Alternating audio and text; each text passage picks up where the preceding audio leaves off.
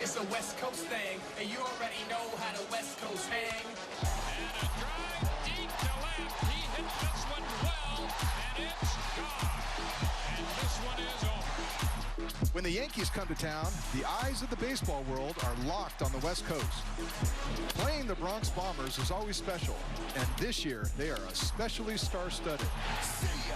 A two-run home run for Judge.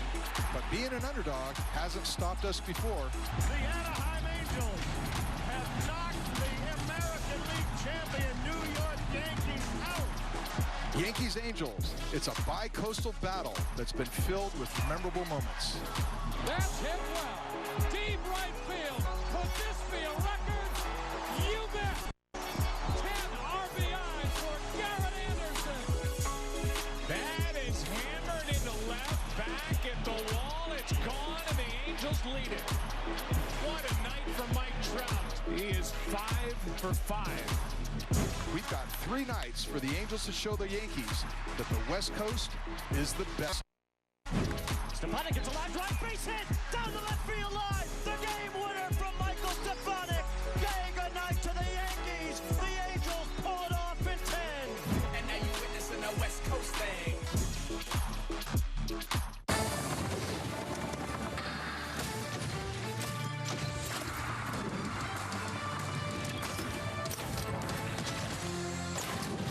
And we welcome you to our Angels Live pregame presented by Nissan and only on Valley Sports. And that was our very own Tim Salmon, Kingfish, getting you fired up. The Angels taking on the Yankees here at the Big A. Hope everybody had a wonderful Memorial Day, a rare one off for baseball for the Angels. But we're back on the air here tonight with Griffin Canning having a great month, and he's the right guy on the bump to kick off this series against the Yanks.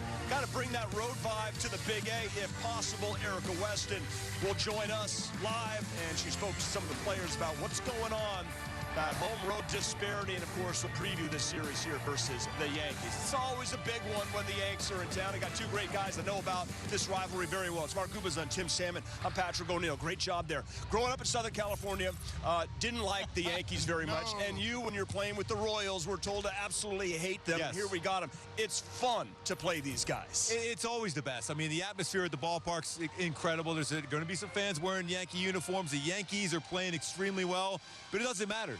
Anytime you face a New York Yankee team, it brings out the best in you, whether you're on the mound, at the plate, or in the field. And even when we're broadcasting games, I can't wait for this because there's always a good chance to beat the Yankees. Yeah, you know, I was trying to figure it out as well. I mean, there's always a lot of energy in the ballpark. I mean, you know, you come home to Anaheim, and it is a different energy, and it's because there's a lot of Yankee fans in the stands. But without a doubt, I mean, when you're playing the best, it brings out the best in you. And I had the fortunes to play against the Yankees during those 90s. It was a tough run for us, but I tell you what, the Angels during that era, we went toe-to-toe with them, and I think we were probably one of the toughest opponents they had to play against. And I think that absolutely bears true. All the numbers tell that story. All right, let's get down to business, right? This is a game that, it's a Gooby Tuesday, by the way, so Gooby, of course, I'll start with you. Griffin Canning's had a great month of May.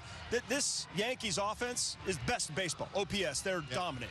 Yeah, they are, but Griffin Canning's been throwing well, and I always believe if you're throwing the baseball well, good pitching will always neutralize even the best and hottest of hitters, and it's going to be really important for him, especially when you think about the power from the right side in this lineup. You got to pitch inside. If you're pitching inside, you're going to be effective because that sets up the secondary pitches, and he's seen him before when he runs that fastball in. You go back to last year, he got a lot of punch-outs on his four-seam fastball, although he hasn't thrown as many of them late. Yeah, I think he's going to throw them inside just enough to keep him honest, and then his slider has been excellent. Every one of his pitches over the last month, every pitch he has thrown way lower batting average, so that's why you're seeing more effective, better velocity on a better spin, and his changeup has been solid too. So Tim, I just feel that if you go in there, you know, if you're a right-handed batter, if I can pitch inside against that, opens up the outer half for me. Got a lot of big swings going out there. I'm telling you what, long arms. You want to make sure you keep them short.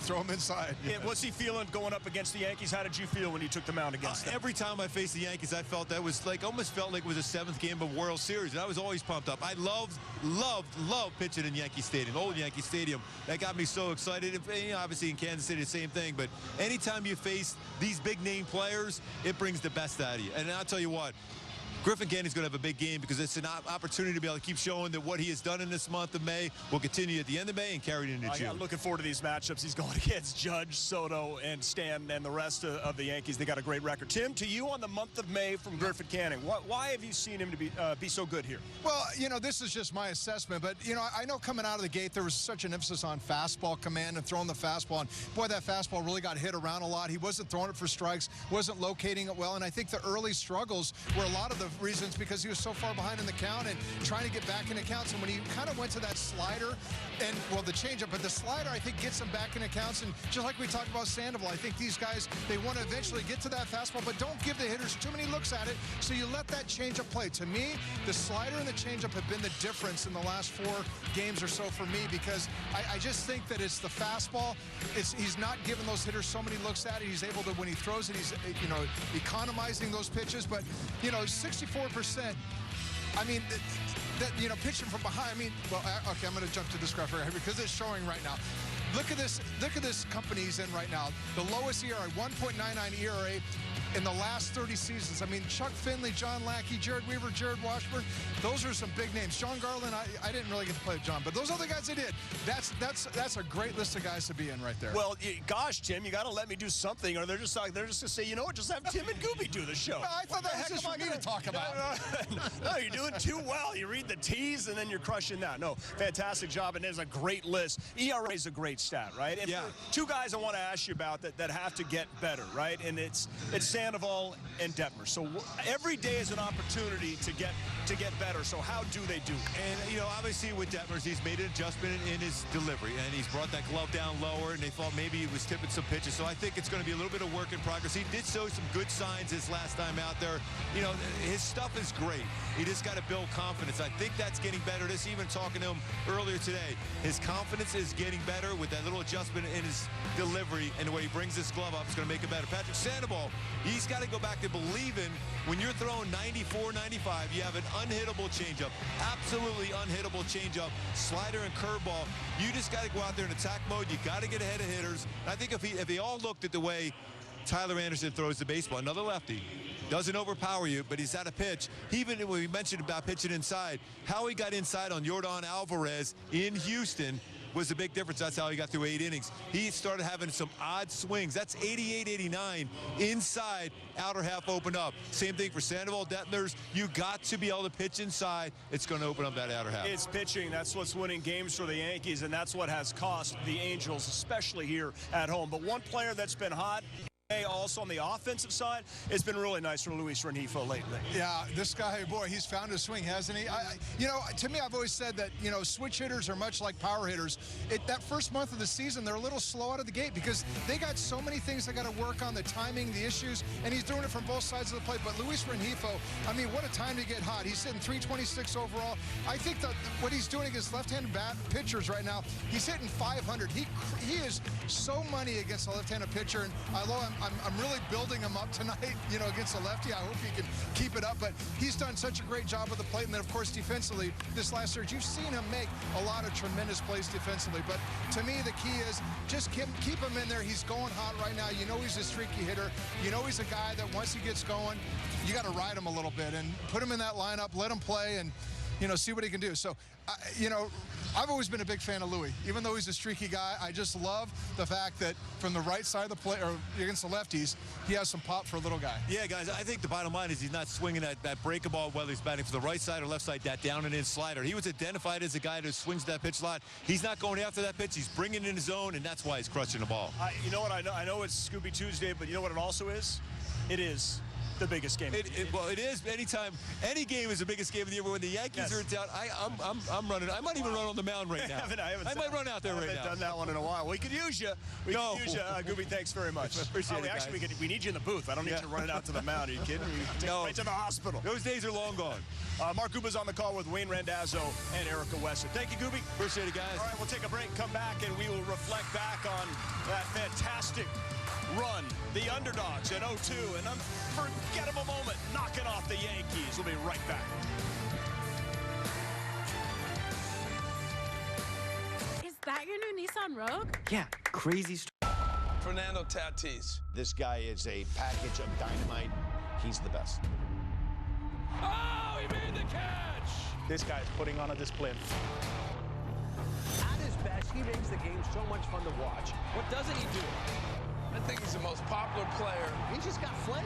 He's going to steal home! You are a cartoon character! Come on!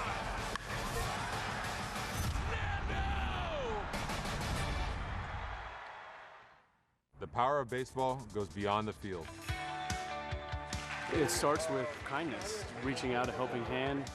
Even the smallest gestures mean the world to a lot of people.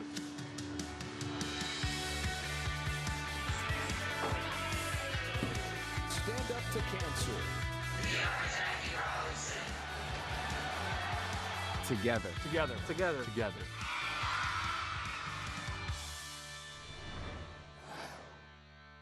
Intentional Talk, where baseball players reveal their biggest secrets. I'm like really terrified of monkeys. Are you worried they'll throw poop at you? That's another worrisome part of it too. Join the conversation. Intentional Talk on MLB Network.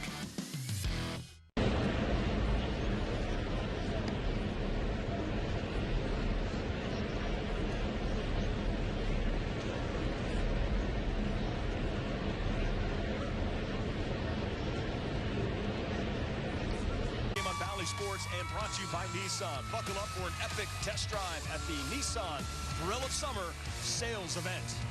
Happy 13th birthday. And Tim's going to head right on over and sign that baseball for you. With Tim Salmon, Patrick O'Neill. Let's think back. I mean, you did the tease there to start the show and the rivalry with the Yankees. You guys had their number for a bit. In 02, they were... And it's still one of the best teams of all time, a dynasty. You guys got in at the wild card. Take me through the process, and then we'll show you the highlights. Yeah, it was a gold standard. I mean, the New York Yankees were the best team in baseball, and, you know, we did get to the playoffs, and, you know, we snuck in through the wild card, although I wouldn't say we snuck in. We played tough that whole last month, and, you know, we were you know, behind the Oakland A's. I mean, you know, that was the year Moneyball and all that, but nonetheless, we got into the playoffs. We got in as a wild card, and, hey, we get the Yankees first round. And you know what? Everybody said, oh, that's just tough luck right there. You got to play the Yankees. But you know what? You're kind of like, hey, it's going to go through New York at some point. You might as well do it right out of the gate. And, you know, I tell you what, we were playing it with house money, basically.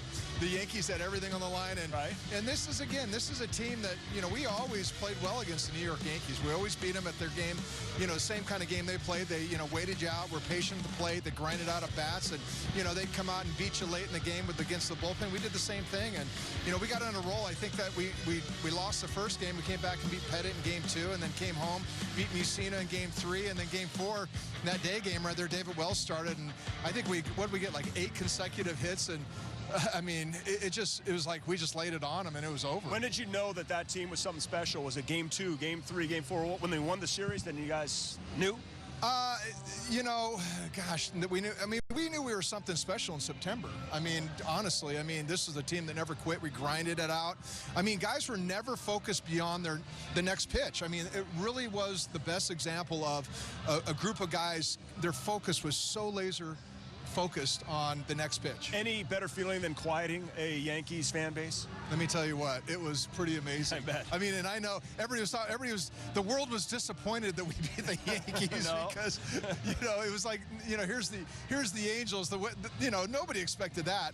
But yeah, I mean, that Yankee team, I look back and I had a lot of friends on that team, and they lost in 01 to the Diamondbacks the year before. So this was a year they were supposed to win it all. I mean, that was a star-studded lineup. Yes, it was. That was a star-studded lineup, and we were able to come out on top. Absolute thrill, and to beat the Yankees, that set the course of history. Go back to those 3 playoff series against the Yankees in the 2000s. Huge rivals in that decade. 02, Angels win in 4. First playoff series win. 05, Angels won 3-2. And 09, the Yankees got that one. They went on to win the World Series. Angels had beaten the Red Sox in the ALDS. What a rivalry it is. More to come here on Angels Live as the Halos get set to take on the Yankees. Before we go to break, we wanted to take a moment to remember one of the most talented, colorful, and unique athletes Southern California has ever produced. Hall of Fame basketball player and commentator Bill Walton passed away yesterday. Born and raised in the San Diego suburb of La Mesa, Walton would go on to leave an indelible mark on John Wooden's UCLA Bruins dynasty. Walton was a part of 73 consecutive wins in Westwood, along with national championships in 72 and 73, one of the best games ever played. During his NBA career, Walton was the MVP of the NBA in 1978 and won 2 NBA championships with the Trailblazers in 1977 and the Celtics in 1986. In between those championships, Walton played for his then hometown San Diego Clippers. That experience eventually led to him calling LA Clippers games locally for 12 seasons, including many on this network. Our thoughts tonight are with Bill's family, friends, and colleagues. Bill Walton was 71 years old.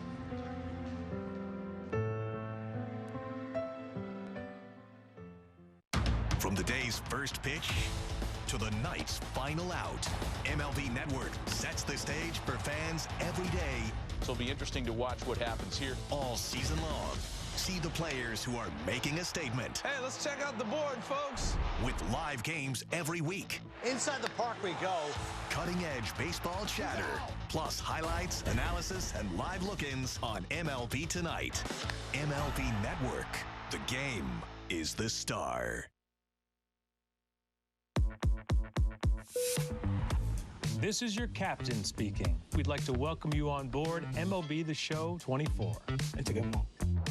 Where gamers can play as their favorite baseball teams, create custom players, and even relive history with some of baseball's greatest legends. Now, we invite you to sit back, relax, and enjoy the show. Can I play? Rated E for everyone. Intentional Talk, where baseball players reveal their biggest secrets. When I was a kid, I read the Percy Jackson books, and I forgot how they ended, so I've recently started reading them. I'm legitimately reading middle school-aged books right now. Intentional Talk on MLB Network.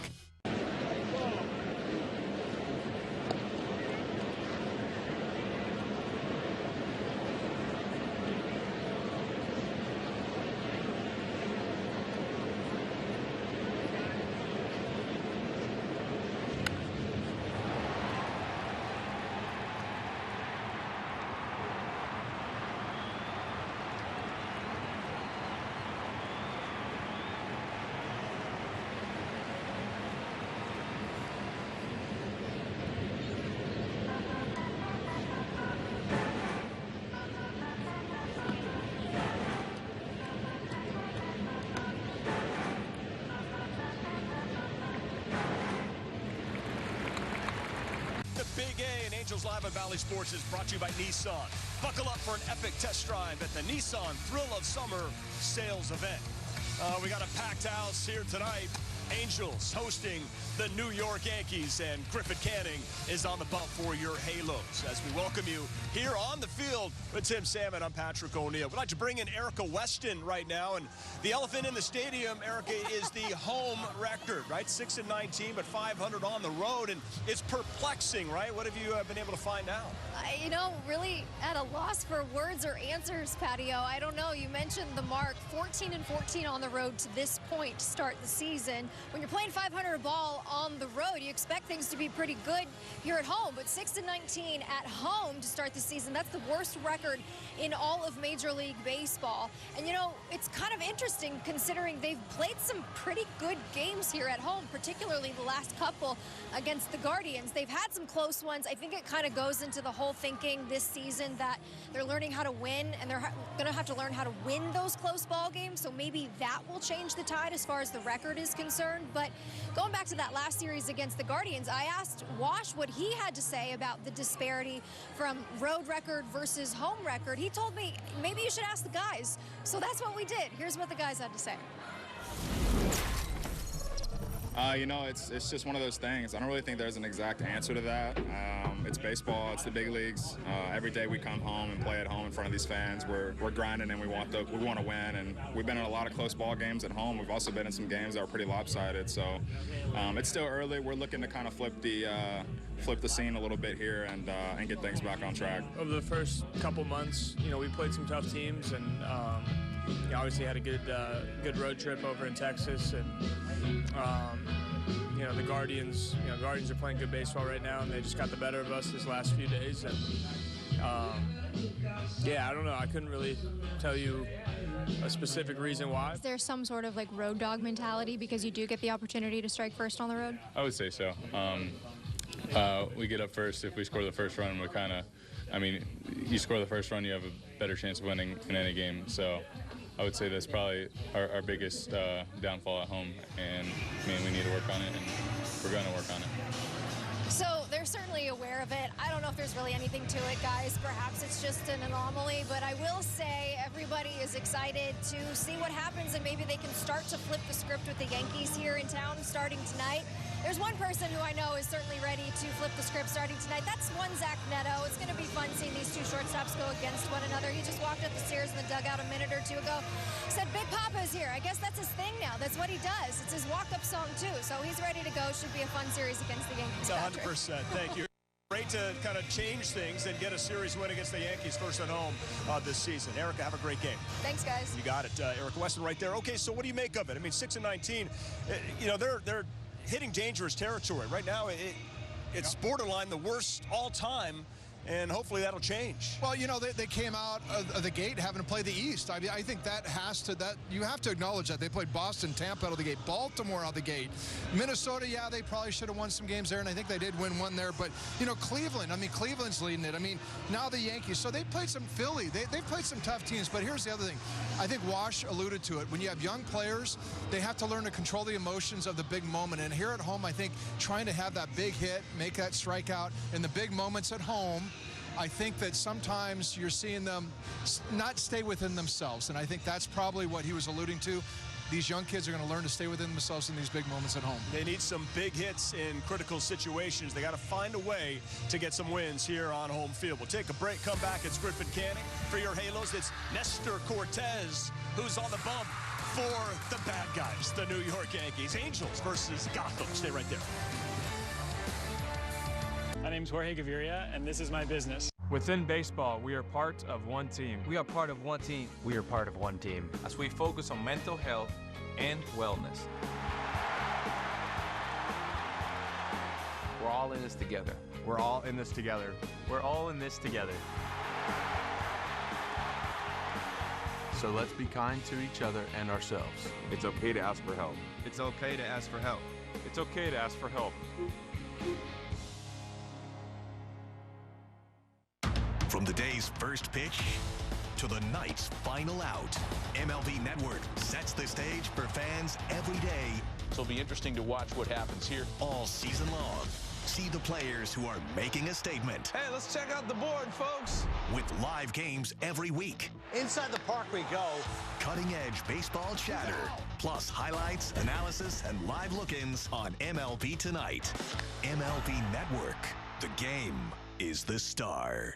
Want to elevate game night? Turn on MLB Big Inning, a revolutionary way to see the biggest moments from every game, live and commercial-free. Find it on the MLB.tv home screen. MLB Big Inning on MLB Network and MLB.tv.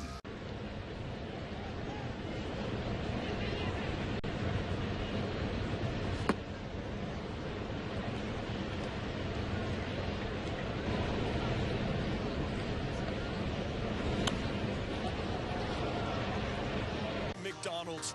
Get free medium fries tomorrow with any $2 purchase. It's only on the app at participating McDonald's. Now, hopefully, you can join those kids tomorrow, but the Angels need to get a win. They have a powerful lineup. They've got the best record in the American League. Aaron Boone has them clicking on all cylinders. For the Angels, their manager, Ron Washington, how do you plan on stopping them? Keep them from being powerful. That's the only way you can approach them. Hope we can make our pitches, and when they do put the ball in play, they hit them at somebody. We're going to compete, and, you know, not the best team that wins, the team that play the best, so I hope we play better than them tonight. Yeah, certainly hope so, and alongside Tim Salmon, we'll kind of difference has Juan Soto made his first year in the Bronx? Wow, MVP candidate right out of the gate. He's just found himself in a great place in New York. I mean, he loves hitting there. 353 on the year. Oh my gosh, 450, 853 OPS. I mean, 5 home runs, 10 RBIs just in his last 9 games. Soto's on the pace for 41 homers and 130 RBIs. And he's second in RBIs to Jose Ramirez, who just came through Anaheim and cleaned up pretty well right there. And Volpe's got a 19-game hitting streak there, Soto, but Aaron Judge is having a historic month of May, cannot be stopped. He's got to be the favorite for that MVP. And the other guy right there, Soto, Verdugo, and Stanton.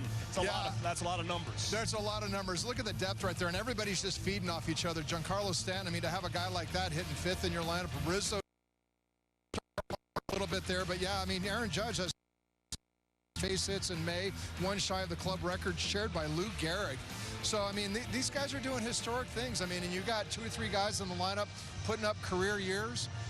That's a nice offense to be a part of. The Angels are 7-3 versus lefties. They did just drop a game to Logan Allen, but still they somehow see them very well. Nestor Cortes, he's funky out there, right? It's a crazy delivery, but he's fun to watch. And good. He's very good. Yeah, he's very good, and he's very good at home. I mean, he has a 3-1 record with a 1.12 at home, but guess what? On the road, it's 0-3 with a 6.75 on the road. So this guy definitely is having his troubles on the road versus at home, but he's going to give you the fastball. He works up in the zone a little bit, little cut slider, you know, when he has to throw strikes, he'll get that ball inside on you, and his sweeper as well. You know, that changeup also plays well. He'll mix them all in, but he's the kind of guy that's going to go out there and grind it out. This is the Angels lineup going against Cortes. I just want to point out that the Yankees offense is the #1 OPS, and their pitching is the lowest OPS against, and they have a 2.77 ERA against. So good luck. These are the guys going out there. This is a good pitching staff. It's a very good pitch. It's a very good pitching staff. But let me tell you what, these are young kids. They almost don't know.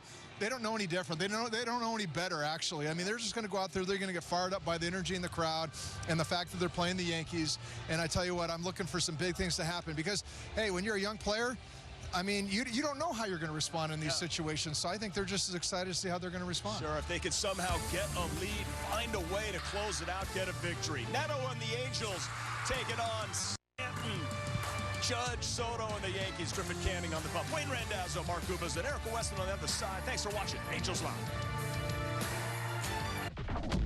Own the trail like never. The power of baseball goes beyond the field. It starts with kindness, reaching out a helping hand. Even the smallest gestures mean the world to a lot of people.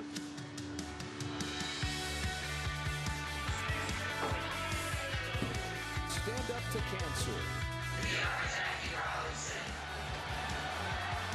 Together. Together. Together. Together.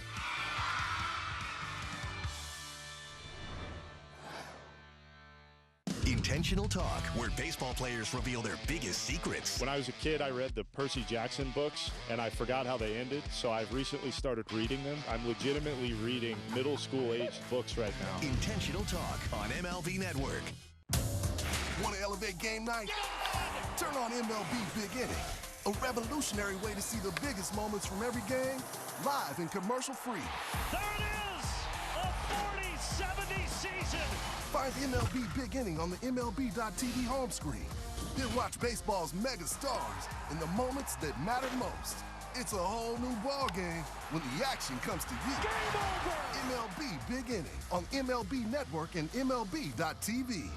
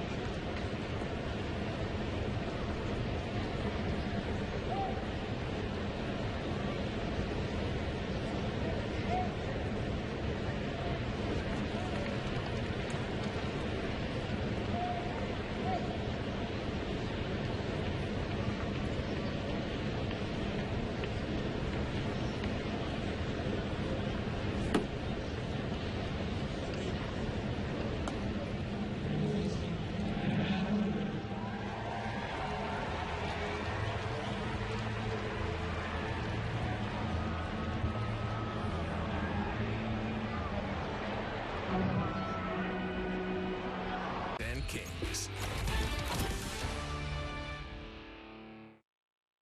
Yeah, it's a West Coast thing, and you already know how the West Coast hang. And a drive deep to left. He hit this one well, and it's gone. And this one is over. When the Yankees come to town, the eyes of the baseball world are locked on the West Coast. Playing the Bronx Bombers is always special, and this year they are especially star-studded. A two-run home run from Judge. But being an underdog hasn't stopped us before. The Anaheim Angels have knocked the American League champion New York Yankees out. Yankees-Angels, it's a bi-coastal battle that's been filled with memorable moments. That's hit well. Deep right field. Could this be a record? You bet. 10 RBIs for Garrett Anderson. That is hammered into left, back at the wall. It's gone, and the Angels lead it. What a night for Mike Trout. He is 5 for 5. We've got 3 nights for the Angels to show the Yankees that the West Coast is the best coast. Stefanik gets a line drive, base hit, down the left field line. The game winner from Michael Stefanik. Day good night to the Yankees. The Angels pull it off in 10. And now you're witnessing a West Coast thing.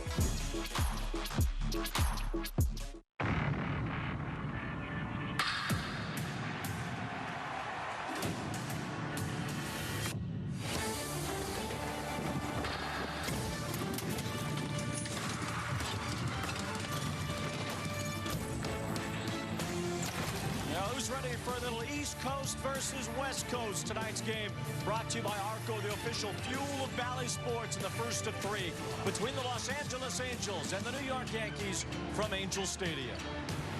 Alongside Mark Dubas, I'm Wayne Randazzo. Going to be a chance for the Angels to take down the best team in the American League. Wayne, I'll tell you what, the energy in this ballpark already, anytime you're facing the Yankees, whether you're a pitcher or a hitter, you're ready to roll, and you want to go out there and perform at the highest level here tonight. Well, the Yankees have been performing at an extremely high level so far this year, and the big 3 in their lineup, a huge reason why. Yeah, and they've done a lot of damage, especially even early in the counts. But Aaron Judge, when you look back what he's done so far in the month of May, that's 24 games, 11 home runs, 21 RBIs, 12 doubles, and OPS of 1443. I mean, he's pulling the baseball. He's staying back on the baseball, driving it to center, to right center field. He is locked in. Giancarlo Stanton, he started out slow, but now you're seeing that power.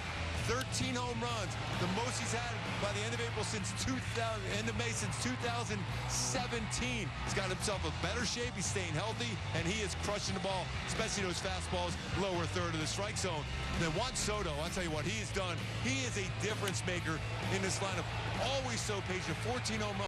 Base percentage over 400, an OPS of 979. He hits the ball extremely well to all fields, brings you in the strike zone. He's got that dramatic swing he has every time. He's made a huge difference in this lineup. Juan Soto's really brought the swagger back to the New York Yankees. Aaron Judge, larger than life so far in the month of May. So it'll be a tough test for the Angels in this series, and it's Griffin Canning who draws the Yankees first. Canning has been magnificent so far in May. Yeah, Wayne, he's throwing the ball exceptionally well. When you look at his numbers in the month of May, over the last 30 seasons, he's up there with the Chuck Finleys of baseball, John Lackey, Jerry Weaver in there too, so he's been incredible. That's a minimum of 4 starts. Reason why he's been really, really good, he's shown his fastball, but it's really been his slider and a changeup. You go back to what he did against the Yankees last year, 12 punch-outs. That was back in July 17th to 23, so he used a fastball a little bit more then. You might see a little more slider changeup combo. Now the Angels swept the Yankees here at the Big A last year. Canning a big part of one of those games. We'll see how it goes tonight as the Stars will be out here at Angel Stadium. It's game 1 of 3. It's the Angels and the Yankees, and it's coming up next. It's a West Coast thing, and you already know how to hang. East flow with a West Coast bang, and now you're witnessing a West Coast. At the Home Depot, you can get up to $500. Can't recall another baseball game where emotions ran so high. There it is! Fly ball to deep right field. It's out of here! It's gonna go! What a play by Aaron Judge! Experience game-to-game coverage of the night's biggest moments, live and commercial-free. MLB Network Strike Zone, Wednesday and Friday nights all season. Want to elevate game night? Turn on MLB Big Inning, a revolutionary way to see the biggest moments from every game, live and commercial-free. Find it on the MLB.tv home screen. MLB Big Inning on MLB Network and MLB.tv.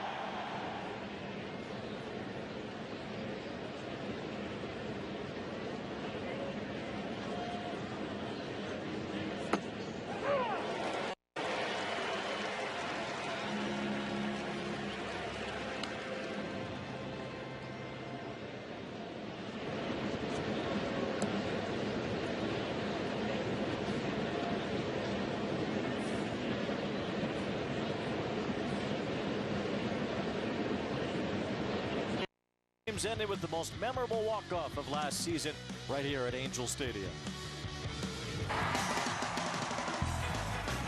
Stefanik gets a long drive, base hit, down the left field line, Walton's around third, he's gonna score the game winner from Michael Stefanik. Say goodnight to the Yankees. The Angels pull it off in 10. That was a fun moment with Gwen Stefani in the house. The Angels left no doubt the West Coast was the best coast in 2023. Now they got to do it again. Way to roll that one there, Wayne. Good one. Griffin Canning on the mound tonight to face these Yankee thumpers. Yeah, they got some power in that lineup, but Griffin Canning has been throwing the ball well. We just talked about that in open. My go-tos for him to continue the stretch he's on in the month of May against this deep lineup is you got to run that fastball inside on the hands. A lot of these power hitters love to get their arms extended and then paint that slider on the edges when you open up that outer part of the plate with that fastball inside.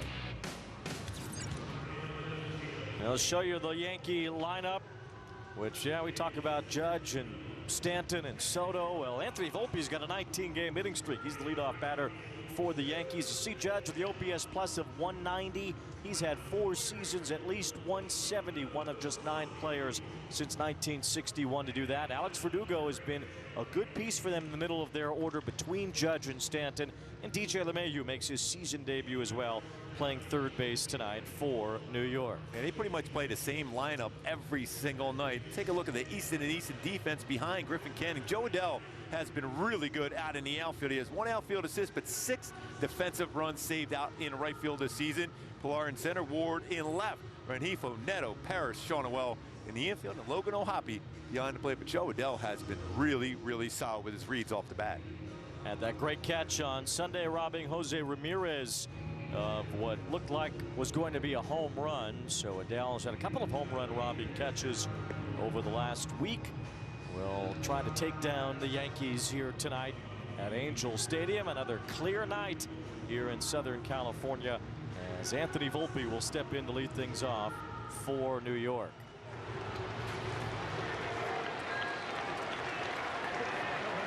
Crowd has filled in nicely. It's already been festive. It's going to be a lot of noise here over the next 3 days as the Yankees draw that with them wherever they go, especially on the road. The Angels here tonight. Griffin Canning ready to go. The first pitch to Volpe, and it's hit on the ground. Luis Rengifo takes a stab at it. Anthony Volpe's the first out. Well, they do swing at the first pitch an awful lot. You love to see those quick outs, especially getting a ground ball. Like Volpe, how hot has he been? And Griffin Canning doesn't generally get a ton of ground ball action, but he'll take that one on 1 pitch. And they will jump on the first pitch a lot. When you think about the top, these guys right now from Soto, Judge, Verdugo, Stanton, a ton of damage done on the first pitch they see. One pitch, one out, and a big reaction for Juan Soto as he makes his way to the plate for the first time against the Angels as a member of the Yankees. And who knows for how long Soto will be in that classic uniform. He is a free agent, and he'll be one of the most sought after free agents in baseball history once this season is over. Of course, the biggest reason for that is his talent. The second biggest reason is that he is still only 25 years old for all these accomplishments. Still shocking. You know, part of the World Series champion Washington Nationals, and that was back in 2019. 1 ball and no strikes on Soto. Is the most patient hitter in all of baseball. He spots up every inch of that plate, and he's already making Logan O'Hoppe crack up behind the plate. It's probably saying that was a pretty good pitch, but it was a little low. 2 balls and no strikes on Soto. That's a strike there, low. Home plate umpire giving Soto the call. Adam Hammery calling balls and strikes. Soto gets calls in his favor with his strike zone knowledge. 36 walks this year for Juan Soto and well over 100 last year. There's a strike. Soto will have to shuffle his way back to home plate. That was right down pretty close to the heart of the plate at 94. Soto 132 walks last season, led the majors. Swings and misses here. It's 3-2. That's the lowest number he's had in the last 3 years.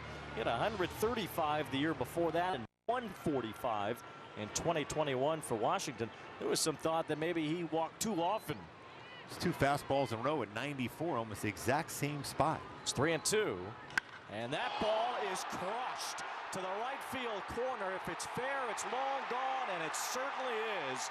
Juan Soto has hammered one to give the Yankees a 1-0 lead. So he went 3 straight fastballs. 15th home run. Off the bat, 113.1. After missing that fastball before, went right back in with another fastball, and he was ready for it, and he turned on it. So much swagger. The incomparable Soto with a mammoth shot. And that's up and in. A little more of the strike zone, but he was able to get the lift on that one.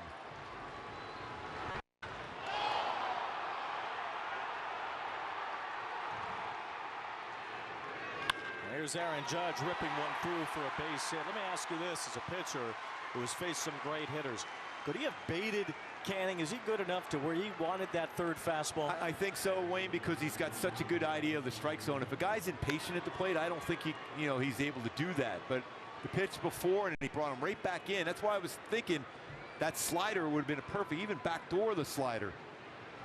And again, another big swing on the first pitch. Aaron Judge has crushed the first pitch he has seen this year. And that was a single there through the hole. Here's Alex Verdugo. Canning with the first pitch curveball strike. And there's no secret as you hear the audience that there are a lot of Yankee fans here.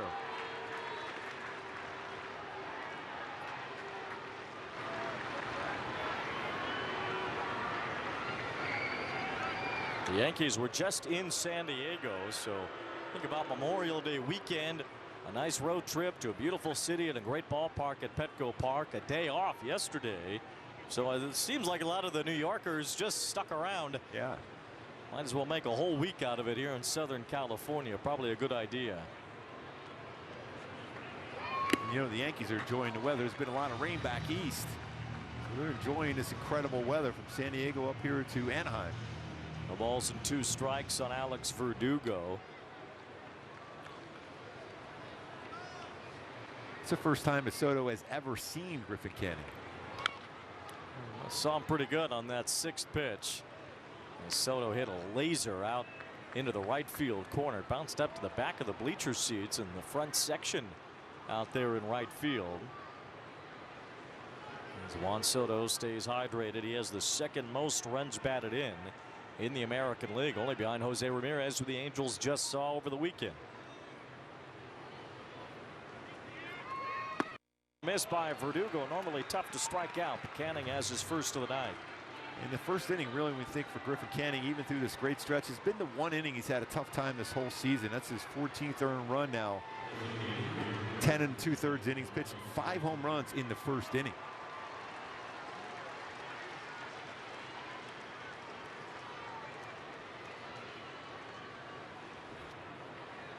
So 2 outs, and here is Giancarlo Stanton. As he takes ball 1, Stanton has the most home runs of any active major league player. Mike Trout second on that list. From Sherman Oaks, Notre Dame High School. Takes ball 2. Remember, even in high school, he was gigantic. The only difference was he was known as Mike. Yes. He's a good football player, too, at Notre Dame. Mike Stanton back in those days. He's Giancarlo now.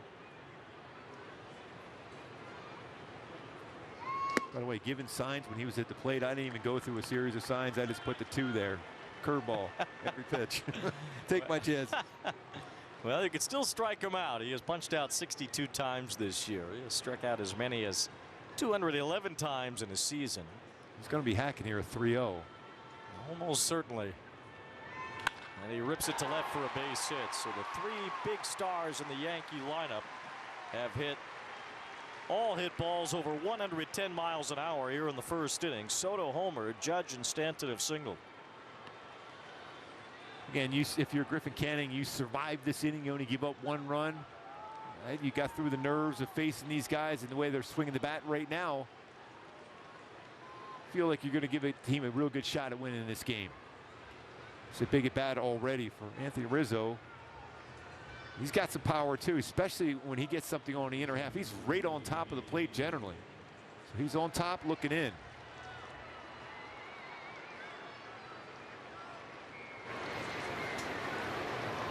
And it is Anthony Rizzo here with runners on first and second. Rizzo has been okay offensively so far this year. Roughly league average. You look at the numbers. OPS just under 700. That's pretty much what the league is right now.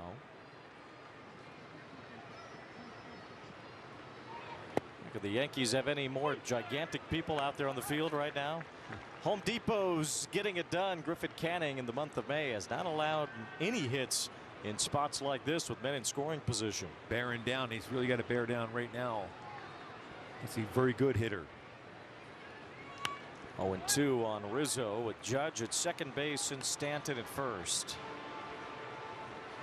That'd be a pretty good defensive line team right there in the NFL with Judge and Stanton. Yeah, you could run a pretty healthy 3-4 defense and feel like you're going to get to the quarterback with the size and speed of Judge and Stanton.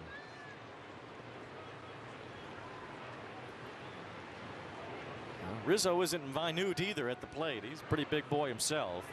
It's a chopper toward the right side. Kyron Paris able to smother it and flip it for the out to end the inning. 1 long home run from Juan Soto and the Yankees in early lead.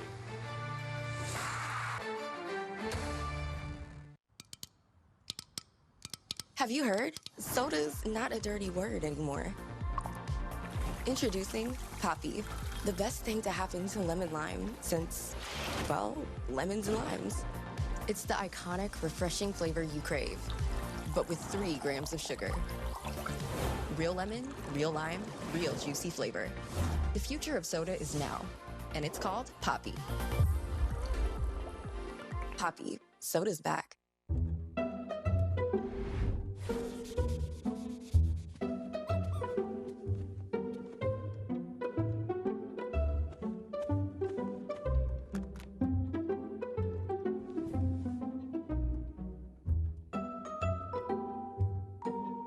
There's an easier way. From painting and cleaning to repairs and more. Taking care of your home is easy with Thumbtack. Download the Thumbtack app and start caring for your home today. With the Game Time app, I paid 60% less than this guy. What? And it's not just sports tickets. It's also concerts. Performances, too. Oh, come Come on! Download Game Time. Last-minute tickets, lowest price, guaranteed. What is the dumbest thing you've ever wasted money on? I was paying for 2 Netflix accounts over like 3 years. How'd you figure that out? I saw an app that shows you all the monthly subscriptions you have and how much you're paying. What is the app called? Rocket Money. The order is brought to you by Theodore Robbins Ford. You see the OPS plus for Luis Rengifo as he's been outstanding. Taylor Ward's been pretty good too, and Kevin Pillar has been a tough out since joining the Angels for Ron Washington and his ball club facing nasty Nestor out there today for the Yankees. And Nestor Cortes, he's got a good fastball, throw it a lot, nearly 50% of the time. 90-94, though a cutter, sweeper, changeup, and occasional slider. Depends on what your definition of nasty is when you talk about Nestor Cortes this year. Because at home he has a 1.12 ERA. It's pretty nasty. On the road, 6.75. Well, that's the other kind of nasty. Nolan Shotwell hits one toward the left field line. After it, Verdugo got a good jump, makes the running catch. That was an outstanding play. That ball was hit real hard and going the other way. It's going to drift away from the left fielder. Verdugo, seen him play some center, some right, and left field off the bat of a left-handed batter. Did a nice job of a great route to run that one down. That's going to be extra base hits.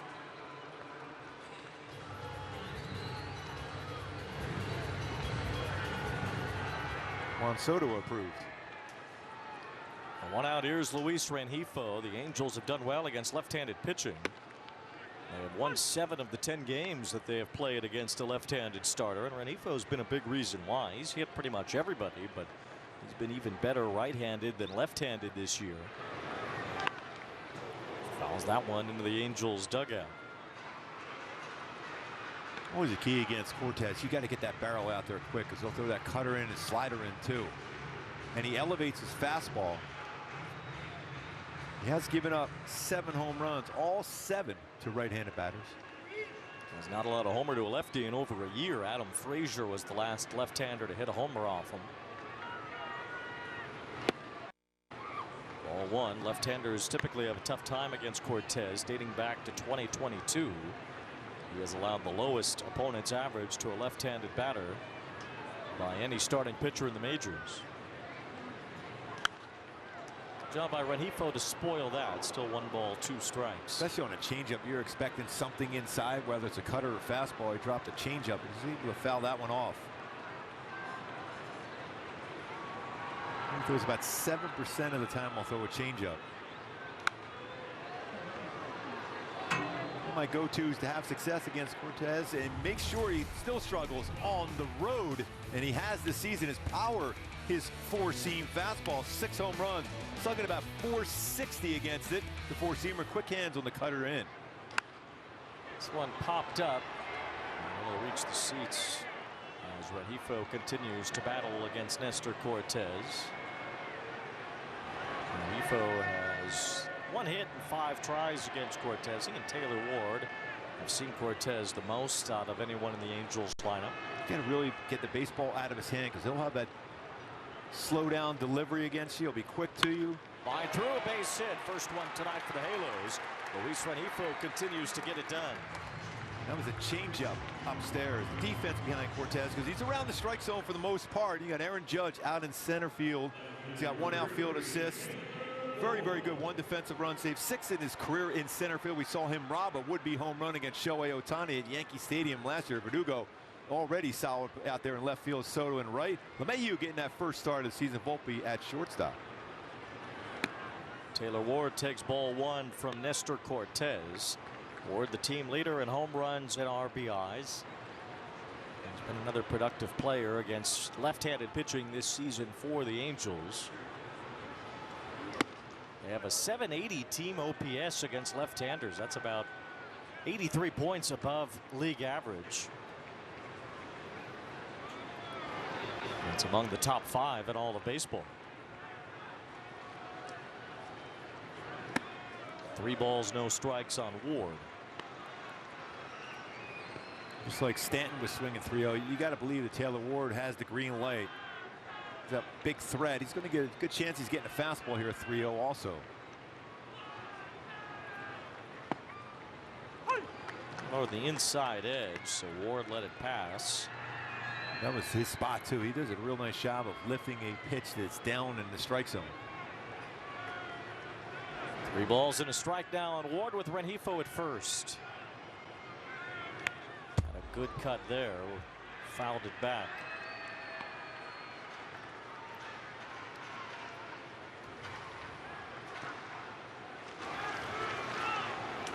Cortes likes his cutter here, 3-2 against a right-handed batter.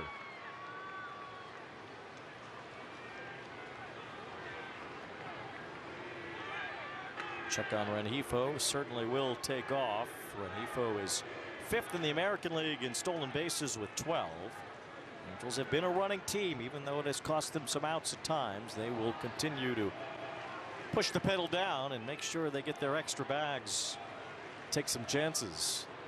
Rengifo's not running as Ward fouls another. Tried to backdoor that cut fastball. Wells has thrown out 19% of base stealers. 4 stolen bases allowed by Cortes on the mound. 3 caught stealing, though.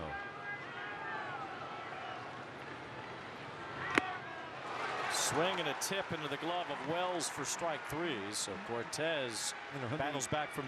Sunday key to the game today. Bruce Springsteen, we're going hungry hard. You got to work those pitches against Cortes to the heart of the plate to be successful, and you're going to have to get the offense going. So bring those pitches as much as possible to the heart of the plate. That was to the heart of the plate, but just missed that. He pulled off on that fastball on a swing by Taylor Ward. Springsteen's from Jersey. He's not from New York. Well, I know that, but it's close enough. Even I know that. South Jersey, too. I see what you're trying to do.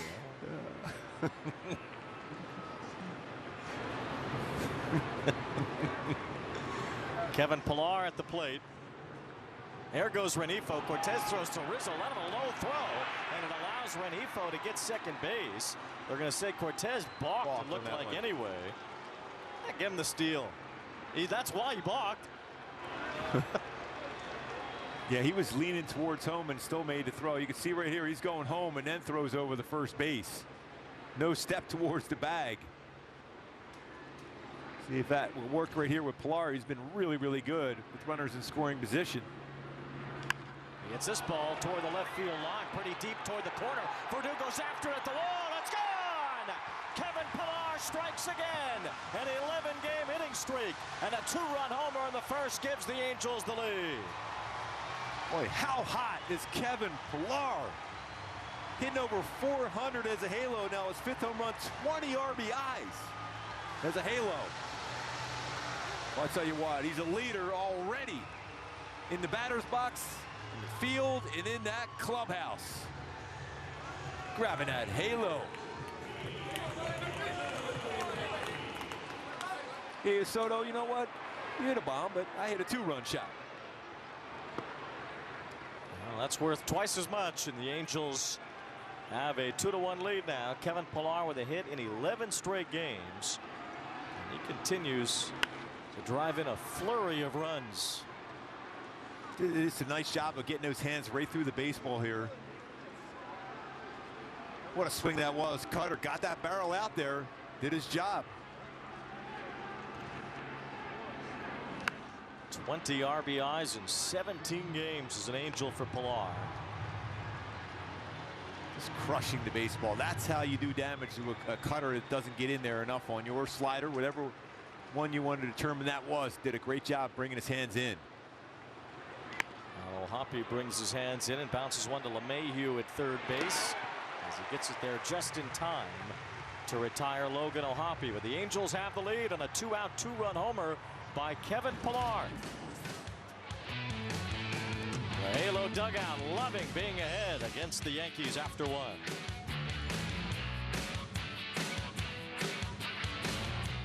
This is Tonal. Strength training powered by AI. So while you get stronger, Tonal gets smarter. Every rep analyzed. Your workout optimized. This is personal. This is Tonal.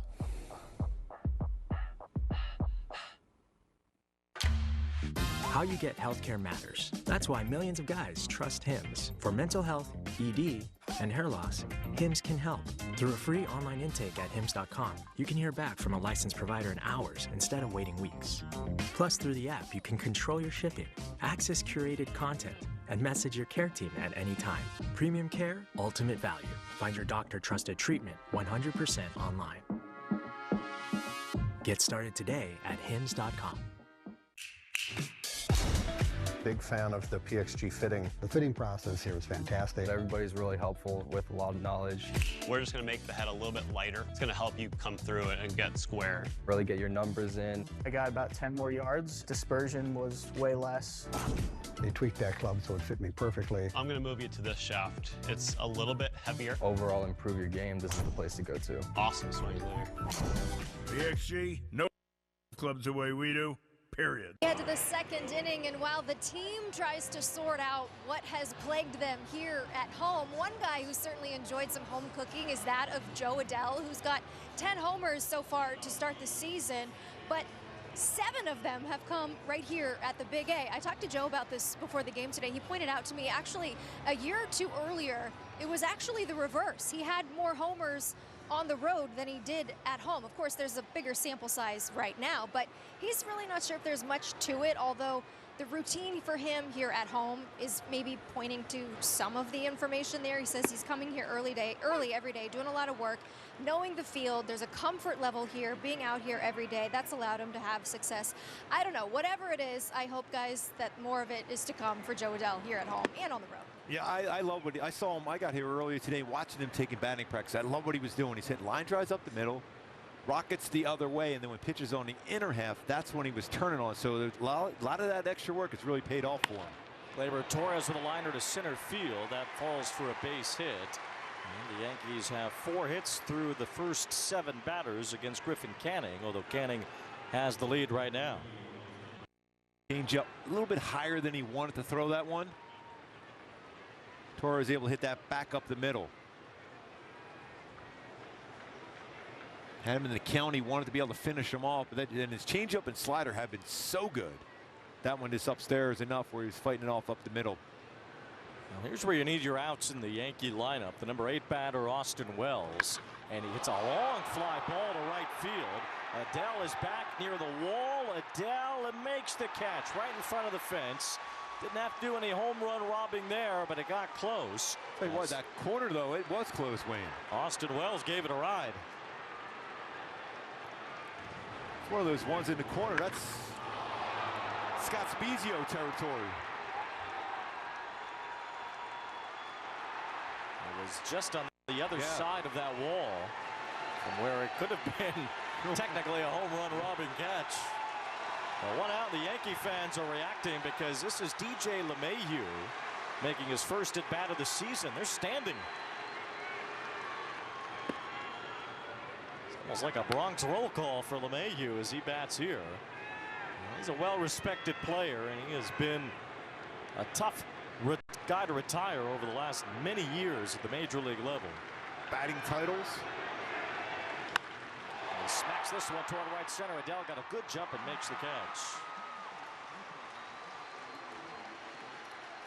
2 outs as Volpe will bat. We'll take you back to Sunday. It looked like Jose Ramirez had another home run, but Joe Adell had other ideas. Timed that lead perfectly to bring that one back.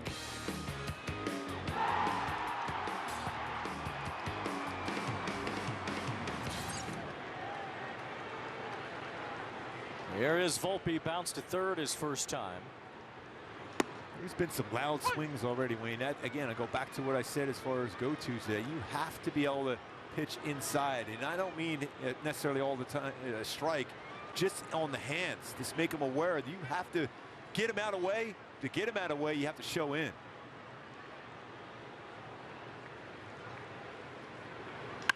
Hit hard and through. It's a 20-game hitting streak for Volpe. Torres ends up at third. And now Juan Soto's the batter with runners on the corners. Let's go back to the pitch-by-pitch sequence. Our frontier play sense, Soto versus Canning. Fastball well above the strike zone. Changeup, it could have been a strike. That one very, very close to a strike. Back-to-back changeup, fastball and 3-0 take. Fastball swing, and then he went fastball back in there again, this time a little bit more elevated, and he jumped on that to get that one out of the ballpark. 4 four-seam fastballs, 2 changeups. Results in that long home run. All of a sudden, just as you get the lead, they're right back at you again, the Yankees. Volpe barely had a lead at first. He goes back to the bag. It's a 20-game hitting streak for Anthony Volpe.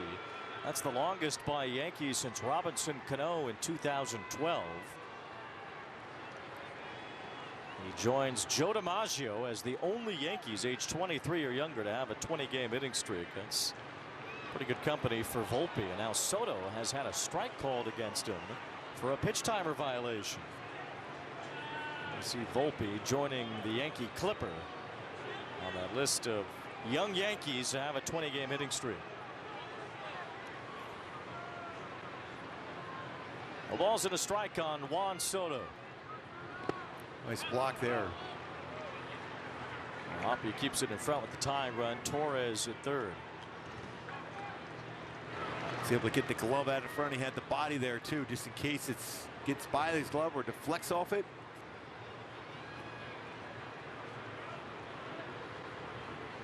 Hoppy catching on one knee now. Said he was one of the last to make the turn, but he's comfortable in that position. Soto, it's a high bouncer towards second as Paris is able to make the play and get it to first to end the inning. Aggressive effort by Kyron Paris, but he retires Soto to keep the Angels in front. Intentional Talk, where baseball players reveal their biggest secrets. I'm like really terrified of monkeys. Are you worried they'll throw poop at you? That's another worrisome part of it too. Join the conversation. Intentional Talk on MLB Network. From the day's first pitch to the night's final out, MLB Network sets the stage for fans every day. So it'll be interesting to watch what happens here all season long. See the players who are making a statement. Hey, let's check out the board, folks. With live games every week. Inside the park we go. Cutting-edge baseball chatter. Plus highlights, analysis, and live look-ins on MLB Tonight. MLB Network. The game is the star. It's time for MLB Pitch, Hit, and Run, the official youth skills competition of Major League Baseball.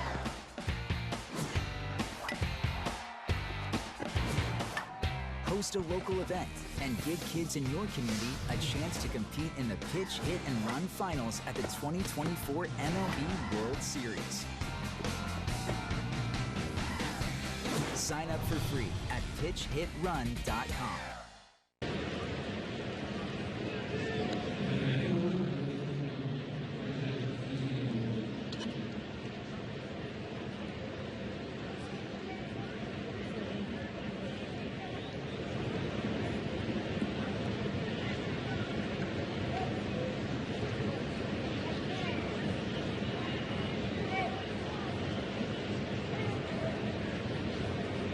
Shot to staying back on. That's a tough hop.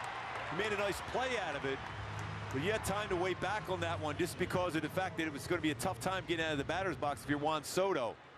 And right away, Ryan Goins is talking to him and saying the same thing. He did the same thing with Anthony Rizzo. You have some time to stay back on that one. Certain batters, Anthony Volpe, you probably do charge it on there, but Rizzo and even Soto, there, even though Soto runs well, you want to get back and get a little bit easier hop than the one he fielded there. Joe Adell hits one toward right center field. Kind of got it toward the end of the bat a bit. And Soto camps under as much as Soto does to retire Adell. One away. And to the members of Nestor Cortes away from the Bronx. 675 entering tonight. And that going up after 2 runs allowed in the first inning. Yeah, it's amazing how great he is in that ballpark, especially as a left-handed pitcher. You're going to get a lot of right-handed batters, so he stayed inside because of that short dimensions out in right field. He stays inside at home, but not as well on the road. Well, Nestor likes his nest. What can we say? He does. Angels will be there in early August. They'll make their trip to New York to face the Yankees at Yankee Stadium. Zach Neto has also done well against left-handed pitching this year. fouling one off, and it's 1 ball, 1 strike. Neto has hit all kinds of pitching over the last month. It's been a successful month of May for Neto.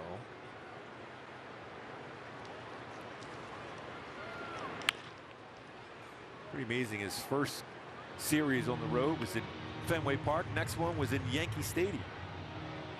Made some nice plays at Yankee Stadium too. I mean, talk about getting that spotlight right away.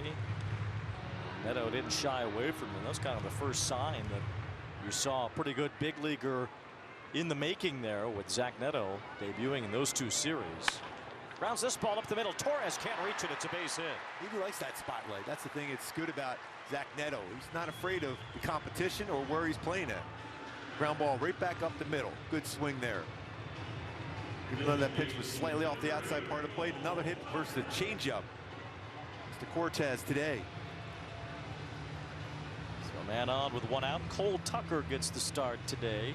We've seen Willie Calhoun pretty much batting against righties and lefties lately. And tonight with Cortes starting, Ron Washington gives Tucker a look off the bench as he's the DH. Angels are hoping to have Miguel Sano back real soon, but as you probably heard, he's been slowed down by a burned knee after a little heating pad accident for Miguel Sano, so he needs more time to rest that burn. He was leaning, and he's out.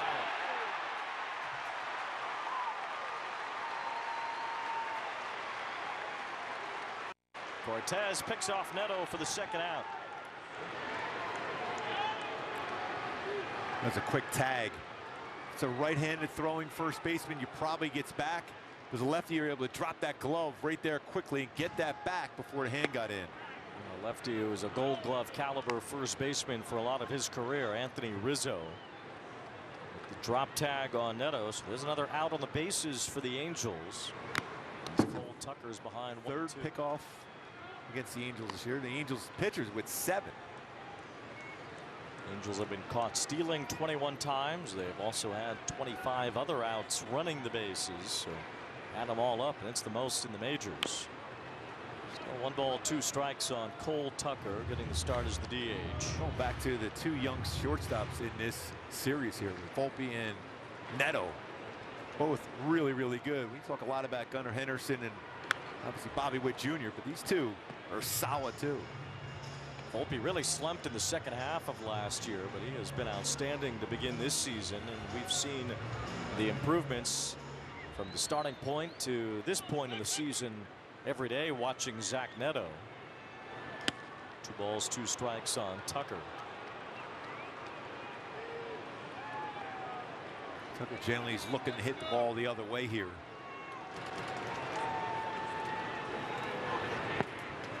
Cortes into a full count, 3-2. Yankee starters have been incredibly good so far this season, especially considering that Garrett Cole hasn't thrown 1 pitch. All the others have stepped up. Cortes actually has the highest ERA among them. Tucker with the bouncer, Volpe with the charge as he makes the running throw. And it ends the inning as the Angels lead 2-1 after 2.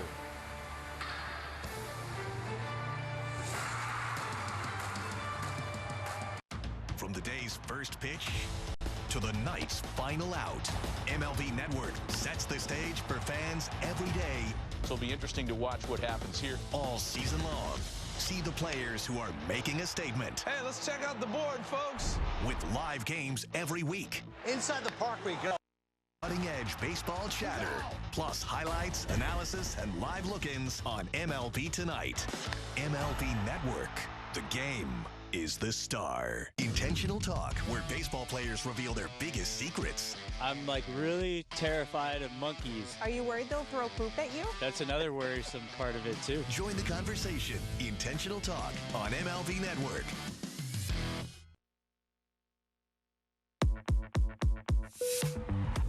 This is your captain speaking. We'd like to welcome you on board MLB The Show 24. It's a good one. Where gamers can play as their favorite baseball teams, create custom players, and even relive history with some of baseball's greatest legends. Now, we invite you to sit back, relax, and enjoy the show. Can I play? Rated E for everyone.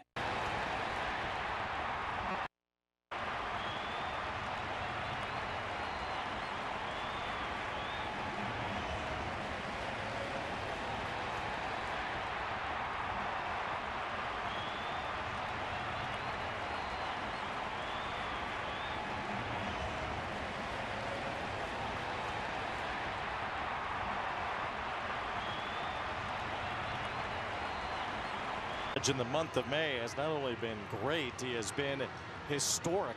1443 OPS this month. That is the 5th highest all-time. Todd Helton in May of 2000 holds the record, and Judge has a shot at it over the next few days here at Angel Stadium. He has a base hit his first time up today, a rare single from Judge, who has hit 11 home runs to go with 12 doubles in the month of May. He's the first player in Major League history to put those numbers together in a 20-game span. By the way, he got that sinker in on his hands there. And he's aggressive on the first pitch. It's a first pitch single his first time up. Ball 1 to Judge here. And their numbers on the first pitch put in play. You got Soto, Judge, Verdugo, and Stanton. 17 home runs.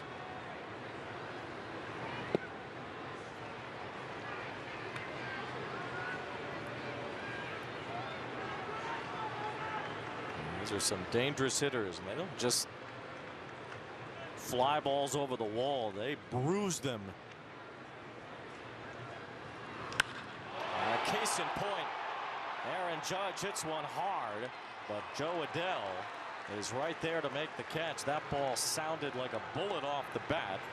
Just didn't have the normal loft that Judge needs to send it a long way. Part of it is just out in front, just enough on it. Change up, got underneath. You can tell by his reaction. Yankee Stadium, you might be biting your nails, though. Well, yeah. Yankee Stadium, that ball's 5 rows deep. There's another ball down the line, foul from Verdugo, a first pitch hack.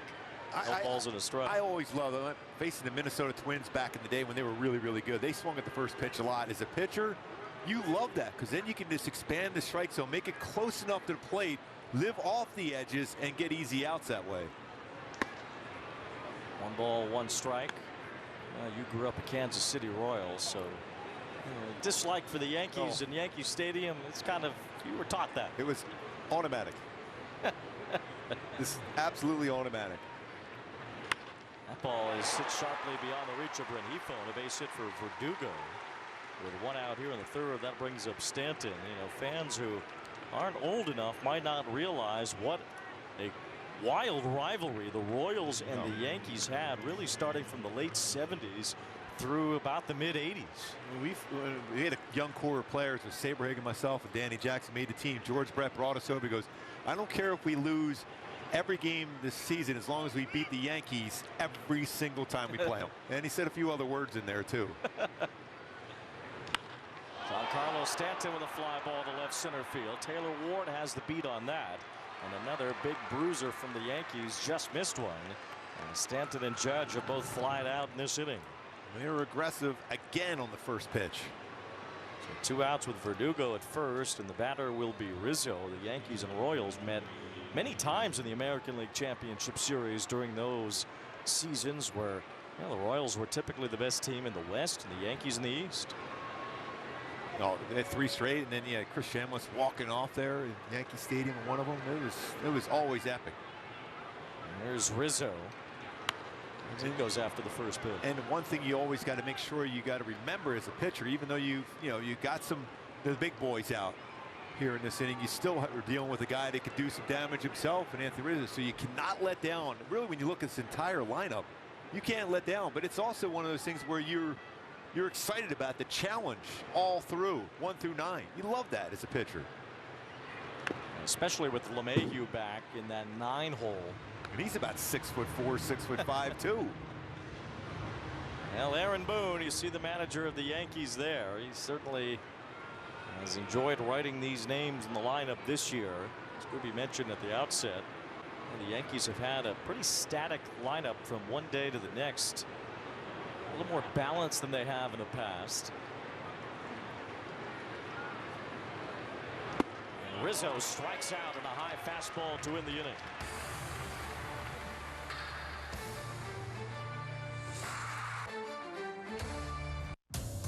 Want to elevate game night? Turn on MLB Big Inning, a revolutionary way to see the biggest moments from every game live and commercial free. There it is, a 40-70 season. Find the MLB Big Inning on the MLB.tv home screen. Then watch baseball's mega stars in the moments that matter most. It's a whole new ball game when the action comes to you. Game over! MLB Big Inning on MLB Network and MLB.tv. Sunday, baseball cards take center stage on MLB's Carded. Join Greg Amsinger for a look at all things cardboard, from vintage to modern. We've got it covered. MLB's Carded, Sunday at 11 a.m. Eastern on MLB Network. Want to put your baseball skills to the test? Then get ready to show your stuff with MLB Pitch, Hit, and Run. The official youth skills competition of Major League Baseball. Sign up for free for a chance to play your way to the Pitch, Hit, and Run finals at the 2024 World Series. Visit pitchhitrun.com today.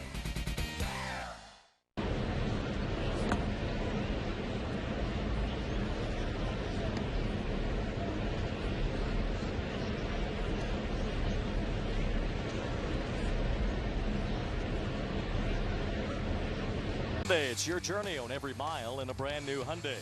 By Jack in the Box, spicy and classic popcorn chicken combos are back for $6.99. Get them sauced and loaded for just $1 more.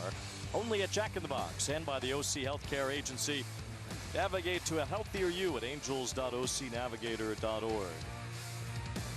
Now there's the Angels celebrating their first ever postseason series victory. It came at the hands of the Yankees in 2002, the American League Division Series, and it was interesting to go back and watch that again, considering the long history at that point of the Angels. They had been to the postseason a few times, but they had never won a postseason series until they took down, at that point, the Yankee dynasty. Yeah. And you go back to those days, the Angels and the Yankees had a pretty good run at each other. The Angels played very well.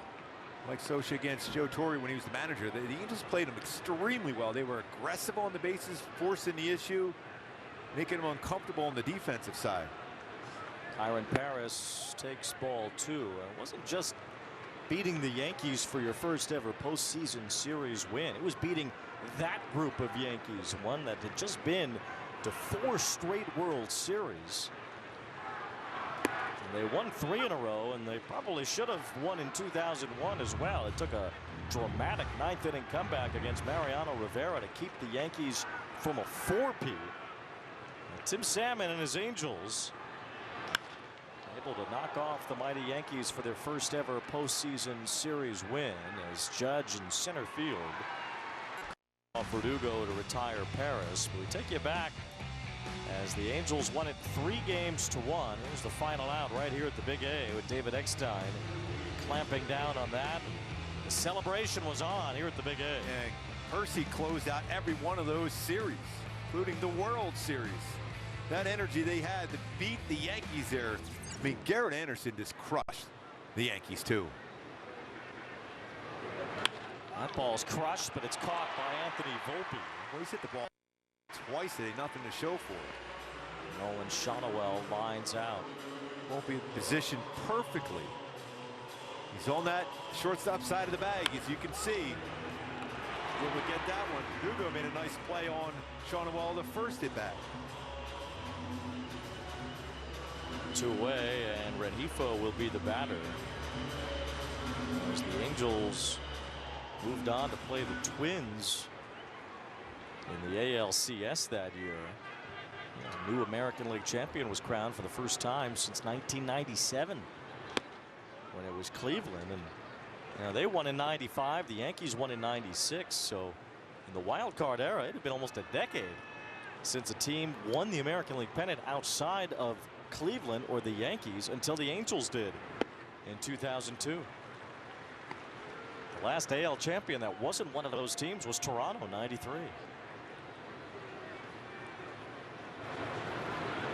1 ball, 1 strike on Rengifo as he swats one foul. He did that a couple of times in the first at bat against Cortes. Remember, that's when the Thunder Sticks were getting crazy loud there, winning that series against the Yankees. Carried it all the way through the 7th game of the World Series. Extremely loud here at the Big A. That's strike 3, and that ends the inning.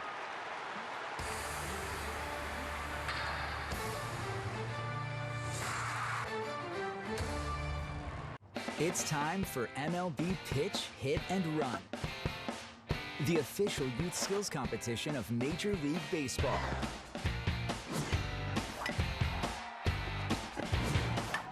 Host a local event and give kids in your community a chance to compete in the Pitch, Hit, and Run finals at the 2024 MLB World Series. Sign up for free at pitchhitrun.com. Can't recall another baseball game where emotions ran so high.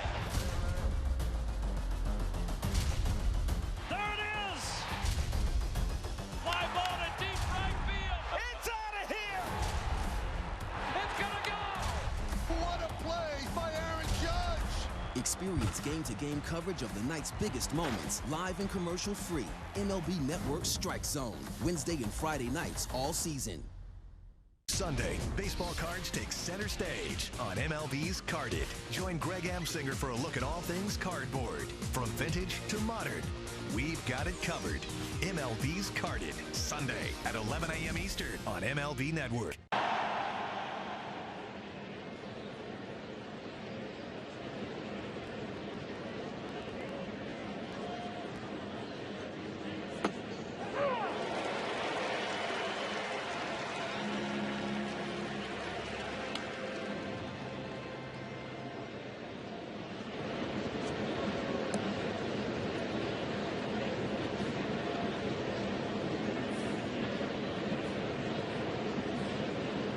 The Angels will host the San Diego Padres, and the first 25,000 fans in attendance will receive a blanket courtesy of Discount Tire. Visit angels.com/promotions for more info. Good crowd here tonight. Some great crowds over the weekend here, including 38,000 plus on Sunday. Yeah, I think it was 38,000 every single game.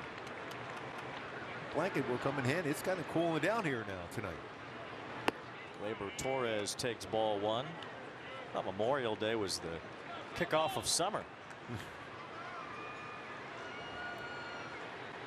Torres had a base hit his first time up. Canning's allowed 6 hits, but just 1 run. A homer by Juan Soto. Going back to that we showed that graphic, how well he has pitched with runners in scoring position. Just don't want to keep going to that well. You want to have some quick innings here. Clean, quick innings. Canning has not allowed a base hit with a man in scoring position so far in the month of May, and that's held true tonight. So the Yankees have already had a couple of chances that have gotten away. Bottom of the order due up here in the top of the 4th inning against Canning.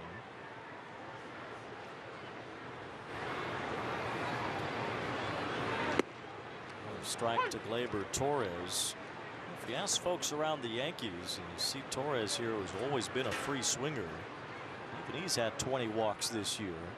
I feel like Soto has rubbed off on the rest of the group. They take a lot more pitches now as a team.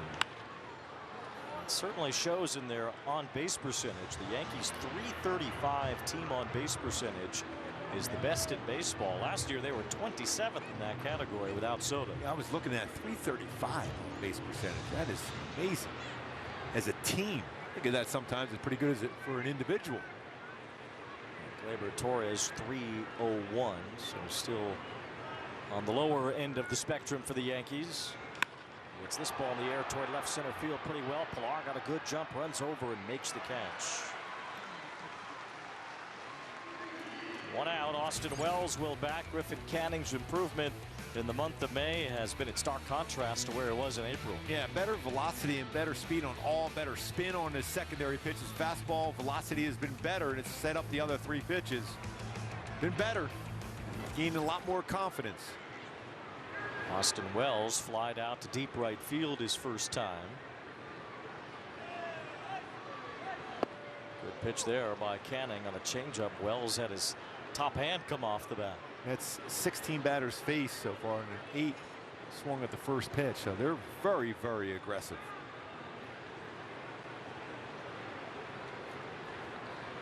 This is his first swing and miss on a non-fastball so far today.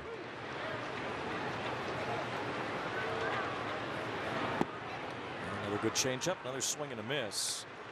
Austin Wells, been a prospect in the Yankee system for the last couple of years. Good power numbers in the minor leagues. He's sharing the catching duty with Jose Trevino. There's strike 3 after 2 changeups. Canning freezes with the fastball. Yeah, fastball inside too. Good spot. He's probably looking and expecting a changeup. Supposed to be a fastball up and away. Like the spot inside.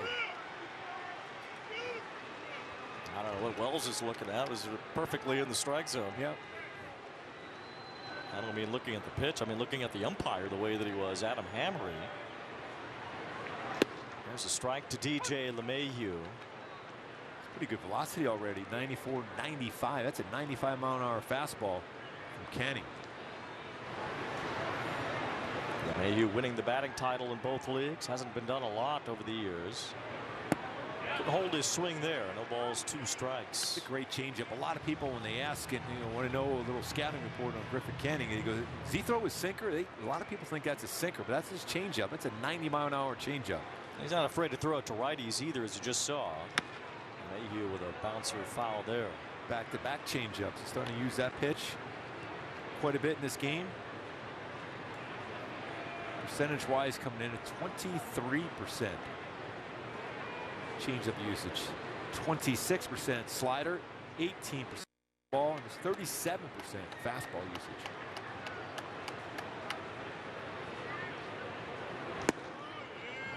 Just missed a little bit high. 1 ball, 2 strikes on LeMahieu. Showed him a couple of changeups. He hasn't showed him a slider yet. You think a slider might be a good pitch after that fastball away. Hard to get LeMahieu to chase. 2 balls, 2 strikes. Some strikeout in his game. LeMahieu, born in Visalia, California.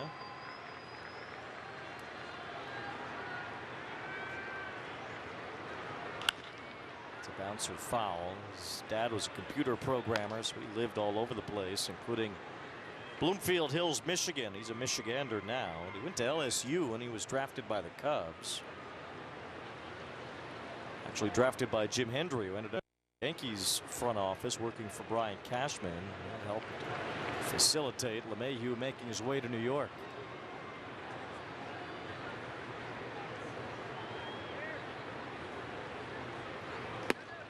Just off the corner, 3-2. Good battle brewing here.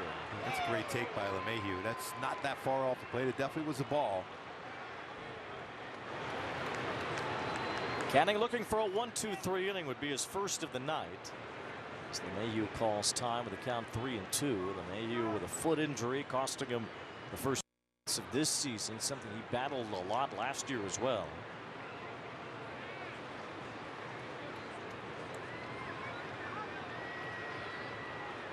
And 3-2. Breaking ball is dumped foul. And occasionally you'll see Logan O'Hoppe set a target upstairs, but that's just to make sure the hitter's not looking back. And then he'll set the target late low. LeMahieu's return has sort of displaced Oswaldo Cabrera, who had been playing third base for the Yankees. Another 3-2 pitch. That one not close, so LeMahieu works a walk and brings up the top of the order already for a 3rd time, as Anthony Volpe will be the batter. Canning usually really good second time through. It is a 188 batting average, but it jumps up to 343 the 3rd time through. Especially the way Volpe's been swinging the bat, but this is the guy you want to get. You got to be aggressive because you got Juan Soto waiting. Important batter here. Volpe stands in with 2 outs. Takes a low strike. I think O'Hoppe stole that one. Volpe with a 20-game hitting streak after a base hit earlier today. Down ball up the middle. Backhand Kyron Paris. He knocked it down, and he can't get anybody out. LeMahieu safe at second. If Paris fields cleanly, it would have been a tough play because Volpe runs so well, and Neto wasn't quite at the bag at second. Right back up the middle. Little bit of a bobble. Definitely got the foot in there. You see when Neto gets to the bag is right then anyway. Even if Paris fields that ball cleanly. Yeah, he's not getting him at first base. He's definitely not going to get Volpe at first. Yeah, his only play is going to be at second base. So Barry Enright comes out as the toughest customer, I think, in the league coming up right here. Juan Soto with 2 out, 2 on after we drive around with Hyundai. It's your journey. Own every mile in the Hyundai Tucson with America's best warranty. So Canning got the first 2 out in this inning. Then he walked LeMahieu. Volpe gets an infield hit, and it sets the table for Soto. Now, the American League MVP by the end of this season, whoever wins it is going to really earn it. Between how Jose Ramirez has been, how Judge has been, Soto, Gunnar Henderson. There have been some ridiculously good individual performances in the American League. And this is a tough out right here.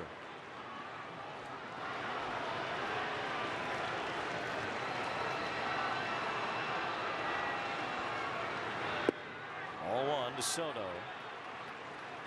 45 runs batted in, second most in the AL. He's homered in this ball game. He's at 6 in his last 10.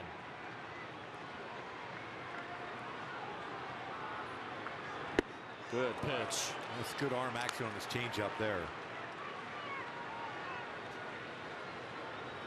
You hardly ever see Soto ask the umpire for clarification if it was a ball or a strike. Typically he knows. I would always say, did you swing at it? Well, it's a strike. 1 ball, 1 strike here on Soto. That's a strike on the outer part of the plate. So 3 straight changeups. What do you want to see here? Well, I'm not throwing a fastball up and in, that's for sure. I think if I could fade that changeup down off the plate, I got to be ready if I'm Luis Rengifo at third base. Just fade it down, off the plate, down and away. Little bloop toward left field, coming in for it is Ward. He won't get there. It's a base hit. Soto ties the game as LeMahieu scores 3 straight with 2 outs for the Yankees to make it 2-2. So he went with a fastball up.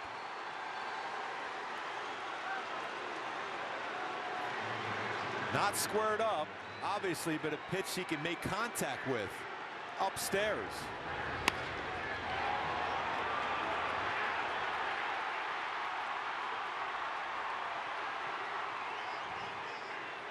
After you see a couple swings like that on a changeup, you try that changeup off the plate and down.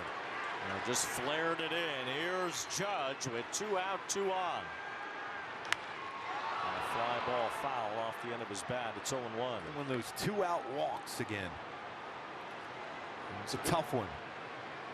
A good battle with LeMahieu, but he just couldn't put him away. Volpe rolled one into a good spot on the infield. Soto with a flare. The Yankees haven't hit it hard in this inning, but they've scored the tying run, and now they've got Judge at the plate with 2 on. It's a chopper to third. When Rengifo grabs it, they'll sling it to first and end the inning. Griffin Canning succumbs to the Yankees for the tying run, but he holds them at 2. It takes 200 steps to make a pair of Tecovas boots. But the steps that matter most are the ones you'll take in yours. With comfort for long days and style for big nights. Any place worth going to is worth going in good boots. So no matter where you're headed, don't go gently. Find your pair at tecovas.com. The salty air, the golden light. Reflections of who you were, who you are, and who you're becoming. Luxury meets performance. Peter Malone. So that's how they're so productive. They use Fiverr. Look how quickly they find freelancers. So simple. Yeah, but why are they working in the dark? Grow your business easily with freelancers. Fiverr. Why pay too much for cable TV when it costs less for Fubo TV? Get all the channels you want with all the entertainment you love for the price that cable can't beat. Start watching at FuboTV.com. Intentional Talk, where baseball players reveal their biggest secrets. When I was a kid, I read the Percy Jackson books, and I forgot how they ended, so I've recently started reading them. I'm legitimately reading middle school-aged books right now. Intentional Talk on MLB Network.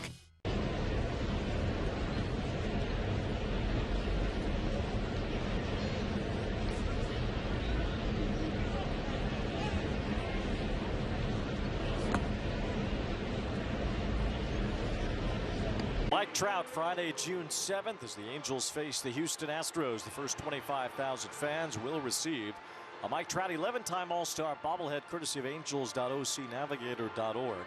Visit angels.com/promotions for more. You know, it always stings when the Angels play a game without Mike Trout, as Taylor Ward leads off and takes a strike from Nestor Cortes. But there's a little extra tinge of that sting when the Yankees are here and all the stars on their team, and Mike Trout isn't part of a game like this. We had that unbelievable game in Yankee Stadium. It was a 5-for-5 game. Crushed a home run. You want to see the best players face the best players, and that's missing a little bit without Trout. Still progressing, getting better and better every day. See Brandon Drury doing more baseball activities lately. So he told me today he's feeling a lot better. Good to see him back in there, get hot like he did last year after that first month. There's a good chunk of the Angels payroll that is on the IL right now between Trout and Drury and Rendon. 2 balls, 2 strikes on Taylor Ward.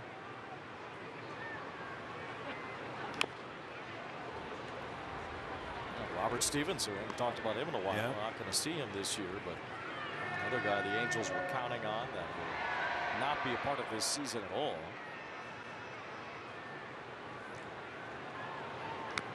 So Ward squibs one foul. It looks like Ben Joyce, though, is starting to pick it up at Double-A. 101, 102, free and easy, throwing strikes. 90+ mile-an-hour slider. And that cutter in there, mess around with a splitter also. Taylor Ward hits one hard out toward left. Verdugo backing up for it, and he makes the catch right onto the warning track. Kevin Pillar coming to the plate. He had a 2-run home run last time. Take a look at our StatCast, really powered by Google Cloud. What he has done with 2 outs, 14 hits, 9 singles, a couple doubles, and 3 home runs. 483, the highest in MLB, with a minimum of 25 at bats. Pillar crushing it with 2 outs. So Kevin Pillar now with an 11-game hitting streak. He has tied his longest career hitting streak. Actually had 5 different 11-game hitting streaks. He's never been able to get to 12. That doesn't count to get to 12. You got to do it tomorrow. But he's 2 for 2 today. That was a rocket. He's nearly 105 off the bat for Pillar. Brought his hands in again. It was a cutter. He's on with 1 out here in the 4th. You'd love to see Logan O'Hoppe do some damage. He was a Yankee fan growing up. Guy right next to us right here, Paul O'Neill, was his family's favorite player. Well, everybody loved Paul O'Neill. If you grew up a Yankee fan in that era, Paul O'Neill was right up there with some of the great Yankees in terms of being a fan favorite. Making the road trip here, working with Michael Kay on Yankees TV. Hoppe with a fly ball out towards center field. Hit pretty well. Judge is back for it. He makes the catch right in front of the wall. Well, as big as Judge is, he looks like the wall up there in straightaway center field. Just didn't quite get that one, but still how strong O'Hoppe is to get it back to that wall, center field. When the Angels were at Fenway Park earlier this year, O'Hoppe attended a Red Sox-Orioles game the night before the Angels played. The Angels had a day off in Boston. He said it was the first time he had attended a game at Fenway since it was Derek Jeter's last Yankees-Red Sox game at Fenway Park. Swing and a miss by Joe Adell. So that's how much Logan O'Hoppe loved Jeter and the Yankees and Paul O'Neill and all those guys in that era.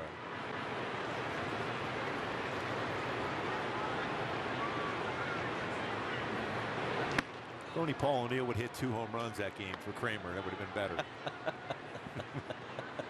He tried, though. Well, the Seinfeld references are built in when the Yankees come to town. Right down to the polyester uniforms and everything. Jay Buhner, got to get that one in there. How could you trade Jay Buhner? Yes. I wish they hadn't traded him to Seattle, believe me. Ball 2 strikes on Joe Adell. Your guy Danny Tartable even making Seinfeld. Yeah, a couple of them.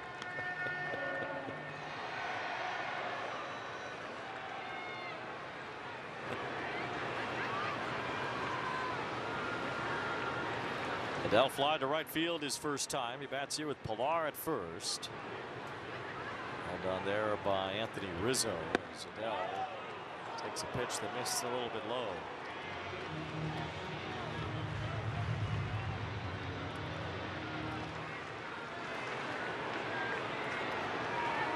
Aaron Boone not afraid to tell the umpires what he thinks of them. Yeah, that was below the strike zone, though. High pop-up. Verdugo comes in, and Volpe makes the catch. Wow, Volpe, if he didn't catch that, Pilar would have scored.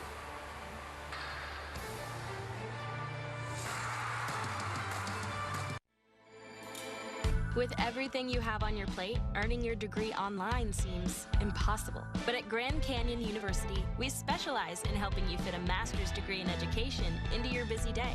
Your graduation team, led by your own GCU counselor, provides you with the personal support you need to succeed.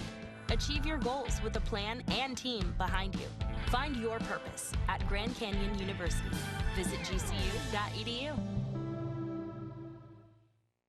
They said optical shops weren't very inviting, so we, Warby Parker, created ones that were. They said prescription eyewear was too expensive, so we offered more affordable glasses, contacts, and eye exams. They said opticians weren't always friendly, so we hired only the friendliest and the most knowledgeable. And finally, they said the whole experience was just kind of unpleasant, so we set out to change that too. Visit a Warby Parker store and see for yourself. Ooh, that's a lovely view. What are you two looking at? Tip pick. What did you say? Tip pick. Tickets to the show with no hidden fees. Finished my chores. Ready for my allowance. Greenlight is way better than how I got paid for chores. Mowing all those lawns really paid off. That was not radical. Bring your family into the financial future.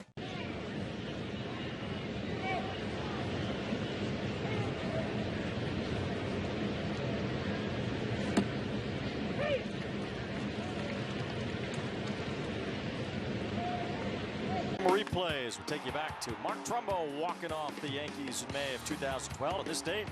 He's one of the strongest hitters I've ever seen. Mammoth home runs. Yeah, excitement anytime. Walk it off against the Yankees. Mark Trumbo crushed it. Young Mike Trout there. Albert Pujols part of that celebration as well. It was his first year with the Angels, 2012. There's Alex Verdugo leading off the 5th inning against Griffin Canning. So he delivers ball 1. And Canning will face Verdugo, then Stanton and Rizzo.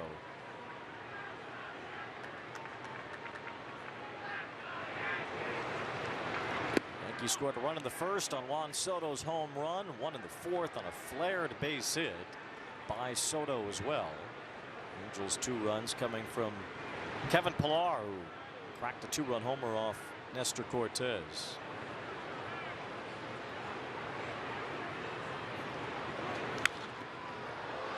So Pilar drove in 2, and Soto is driven in 2 today. Soto has been the Yankees RBI leader this year, and Pilar's led everybody in RBI since joining the Angels. He's put on 20 runs in 17 games in an Angels uniform. Verdugo could not hold his swing. 2 balls, 2 strikes.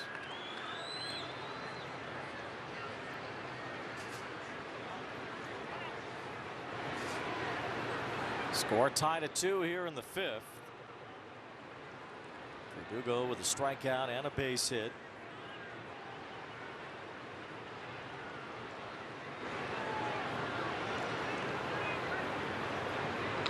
Swing and a miss. Second time Verdugo has struck out. One away. Yeah, he went with a high changeup the pitch before. He got in the chase, and he went back upstairs with a four-seam fastball. That's a good sequence. When you see a swing like that, he's more apt to go back upstairs and go after it. So he went with a fastball with a separation of about 6 miles per hour to get a swing and miss. One out. Here is Giancarlo Stanton. Fly to left his last time. A base hit in the first inning. That's a little bit high, I guess. Although Stanton with a big frame. 1 ball and no strikes. Stanton is at 415 career home runs. He's always looking to turn on a pitch inside. He's always had that closed stance. It seems to be spread a little bit more.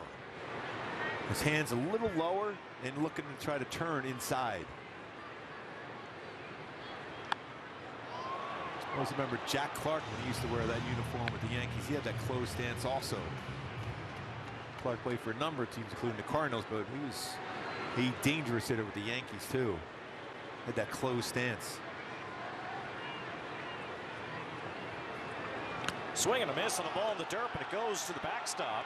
And Stanton reaches first on a wild pitch.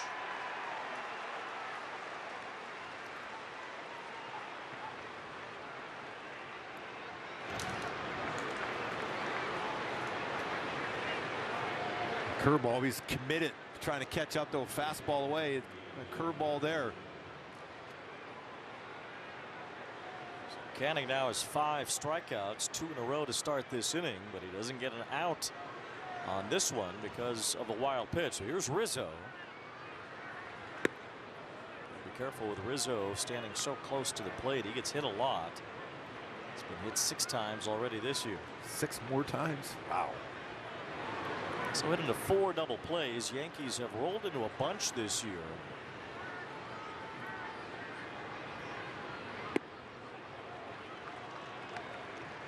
Among the major league leaguers in that category, the Yankees, Marlins, and Padres have all hit into 52 double plays, tied for the most in baseball. Not much speed available for the Yankees here between Stanton and Rizzo. The pitch. Canning's had a pretty good changeup working the last few innings. Yeah, he's had a good feel for that one. He allowed him to get back in the counts, get some chases.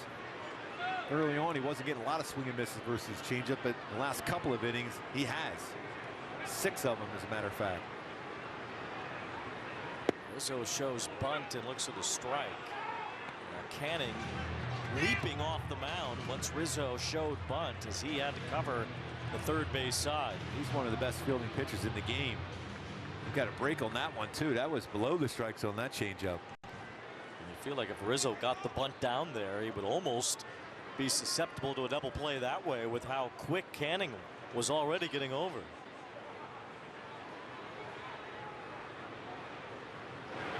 This will be the 80th pitch of the night for Canning, and they've all seemed stressed against this lineup. Stanton gets chased back to first. Usually if you see that, he wants to go through a new sequence of signs. And there's that conversation right away. Because you know Stanton was only 1 foot off the bag. Yeah, Stanton's probably not going anywhere, but we might go to Jack in the Box. My $6.99 popcorn chicken combos are back. They've returned. They're here. I think you get the point. Welcome to Jack in the Box. 2 balls, 2 strikes on Anthony Rizzo. He struck out and grounded out so far today.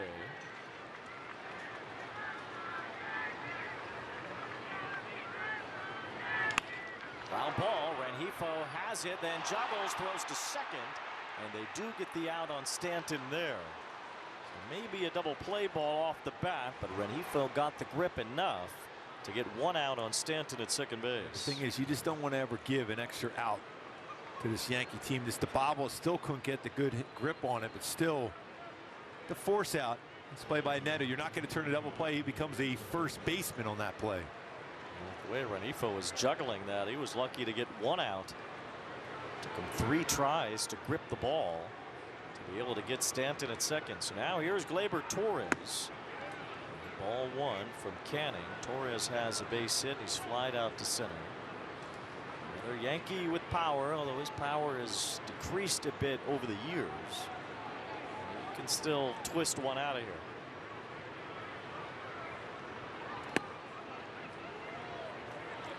Two balls, no strikes. Some extra pitches in this inning, considering a drop third strike.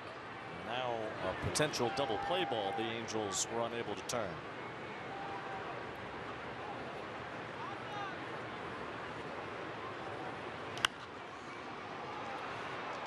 It's right down the heart of the plate on a 2-0 pitch. Just enough movement on it.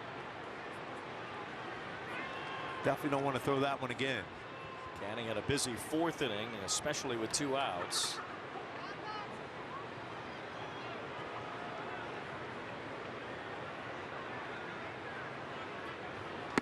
Up and in for ball 3. The number 8 batter, Austin Wells, on deck.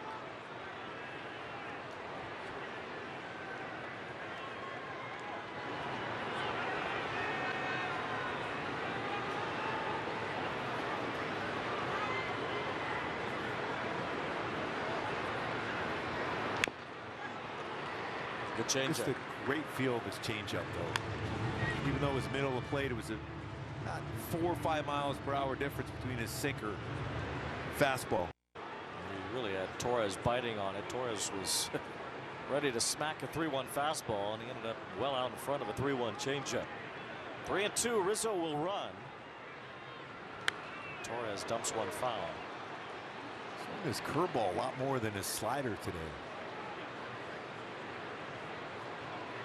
He's had such a good feel for the changeup. I wonder if he'll throw it again here. He's thrown it more than any other pitch. Usually his slider percentage is way up there. Usually at 26%. Full count on Gleyber Torres. And it's ball 4. Check swing, but no swing. Second walk issued, and now it'll be Wells. As Canning is trying to at least get through 5 here against this mighty Yankee lineup. And some extra pitches in this inning as Hunter Strickland starts to throw. Well, you don't really think it's too keen of an idea to face the top of the order for a 4th time. There's Austin Wells 0 for 2. The number 8 batter as he takes ball 1. Remember that first pitch swing on a fastball, the first at bat. Joe Adell made a nice play on it. He's going back to back at bats with the first pitch changeup. Swing and a miss there. 1 ball, 1 strike.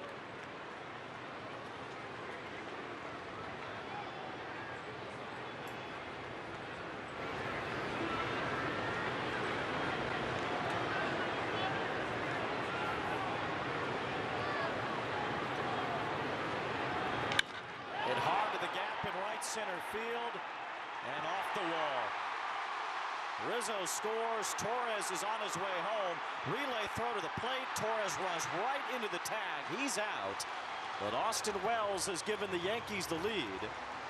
An RBI double makes it 3-2.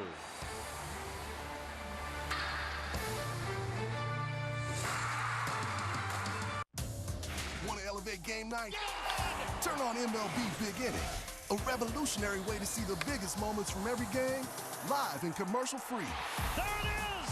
A 40-70 season! Find MLB Big Inning on the MLB.tv home screen. Then watch baseball's mega stars in the moments that matter most.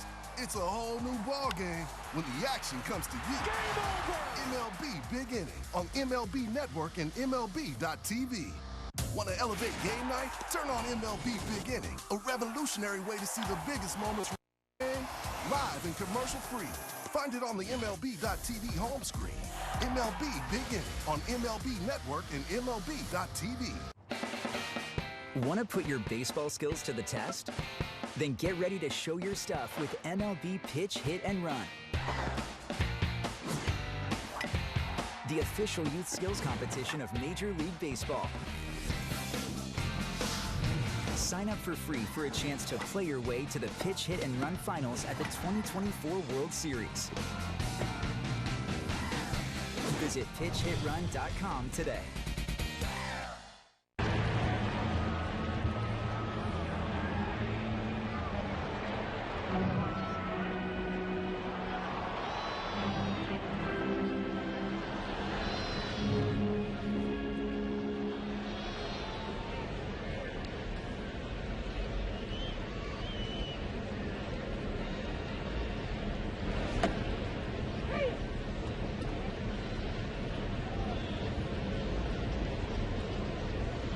Player profile as Zach Neto leads off here in the bottom of the 5th inning.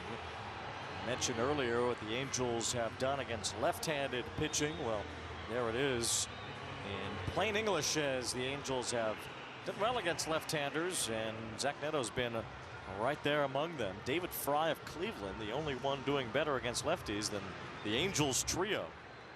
Just a couple seasons ago, the Angels really struggled against left-handed pitching. Not the case anymore.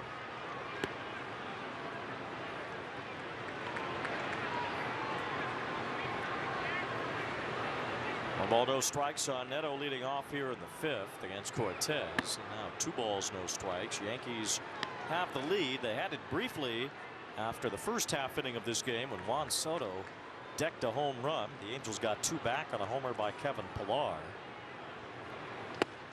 Cortes pumps in a strike, and it's 2-1. Cortes making it through 4 innings. Every Yankee starter has so far this season.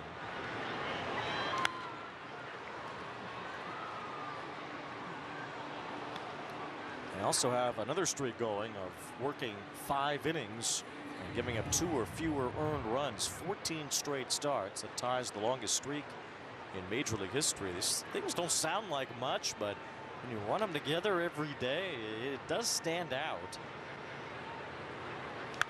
That's not having Garrett Cole in that rotation. That's really incredible. More impressive. Well, everybody else has been healthy, though. You know, they have had Luis Gil, Clark Schmidt, Marcus Stroman, Carlos Rodon, and Cortes pretty much make every start. In the absence of Cole. And Cole's working his way back.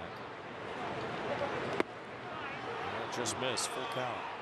That's a tough take right there.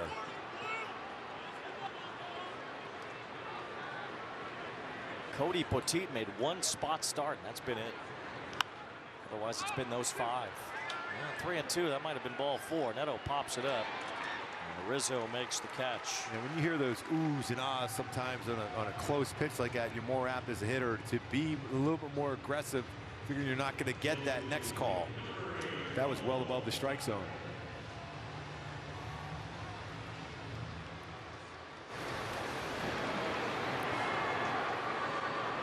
There's Cole Tucker with 1 out. Look back to the top of the 5th, and the Yankees took the lead. They were really giving 2 extra outs in that inning. 1 on a drop 3rd strike, and the other on a ball that was bounced off the bat of Rizzo to Luis Rengifo. Kind of juggled it a couple of times. He was still able to get 1 out, but with Rizzo and Stanton running, that was probably a double play.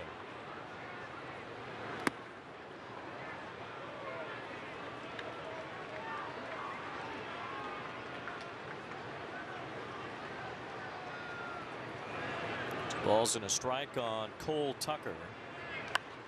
Now 2-2. For some traffic here, whether it's a base hit or a walk, just to get something going here now.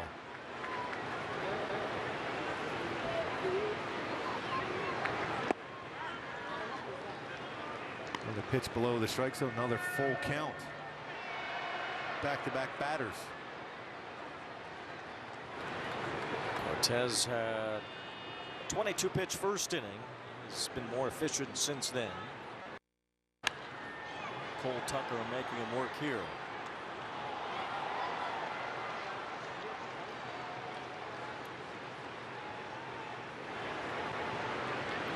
Three balls, 2 strikes. A swing and a miss for strike 3. Experience Angels baseball with the Coca-Cola Friends and Family Fun Pack for only $44. Plus fees, get 4 tickets, 4 hot dogs, and 4 soft drinks. For more information regarding the Coca-Cola Friends and Family Fun Pack, visit angels.com/fun pack. Can't beat fun at the old ballpark. No. Here's Paris with 2 outs. Cortes whips in a strike, 0-1. Cortes will not walk many hitters, just 15 in 68 innings this year, none tonight.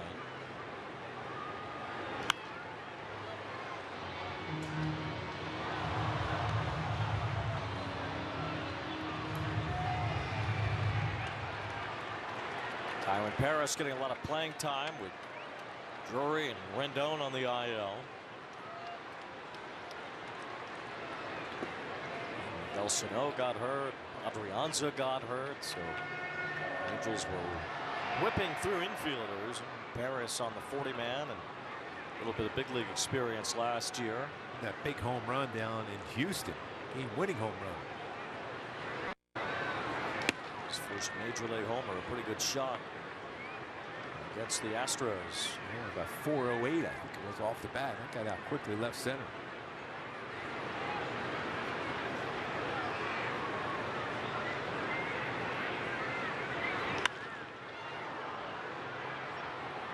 Fought off that cutter.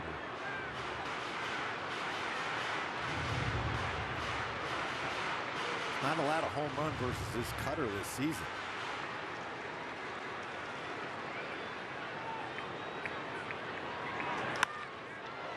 Toward right.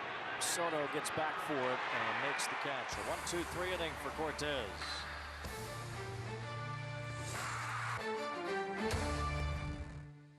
The power of baseball goes beyond the field. It starts with kindness, reaching out a helping hand. Even the smallest gestures mean the world to a lot of people.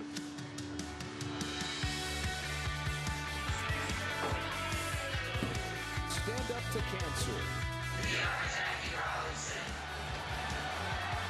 Together. Together. Together. Together.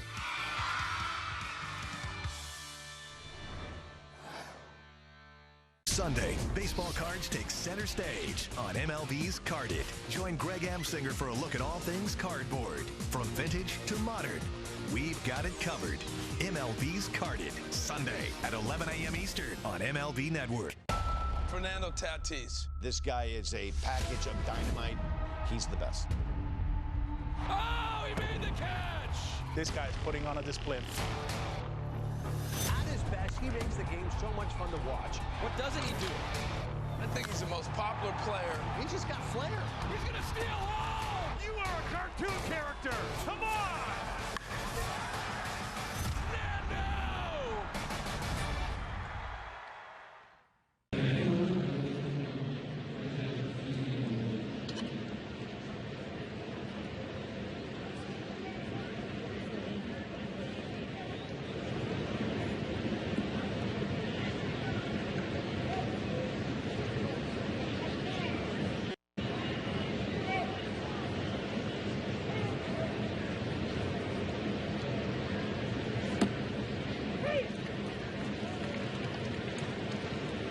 By Nissan, buckle up for an epic test drive at the Nissan Thrill of Summer sales event. By Spectrum, get Spectrum Internet Mobile and TV. Visit Spectrum.com for details. And by Pechanga Resort Casino combination at Pechanga, conveniently located right off the I-15 in Temecula.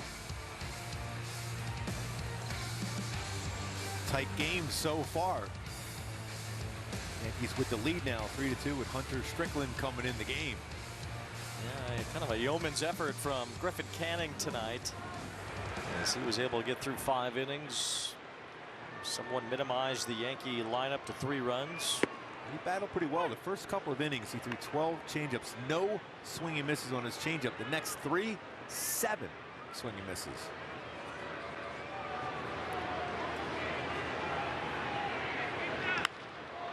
This is LeMahieu with a fly ball to left center field. Taylor Ward in position, and there's one away. The season high in swings and misses tonight for Canning. You see he was able to get 7 of them with his changeup, 4 versus his 4-seam fastball, 1 with a sinker, curve, and slider today. Season highs 14. Swing and misses against one of the most dangerous lineups in all of baseball. So he battled. He didn't necessarily maybe because he didn't have his best slider tonight. He didn't use it a whole lot. Still pretty solid enough to keep the Angels in the game against the Yankees. Anthony Volpe's had a couple of hits, an infield hit his last time. Strickland deals ball 1. So the Angels bullpen now in charge of trying to hold the Yankees down. 3-2 game.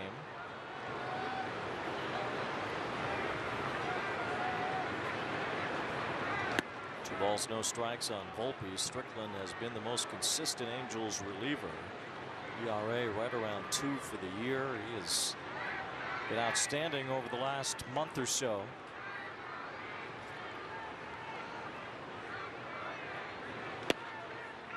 Big reason has been his slider has been outstanding. That's a little fastball there at 93. Sink action.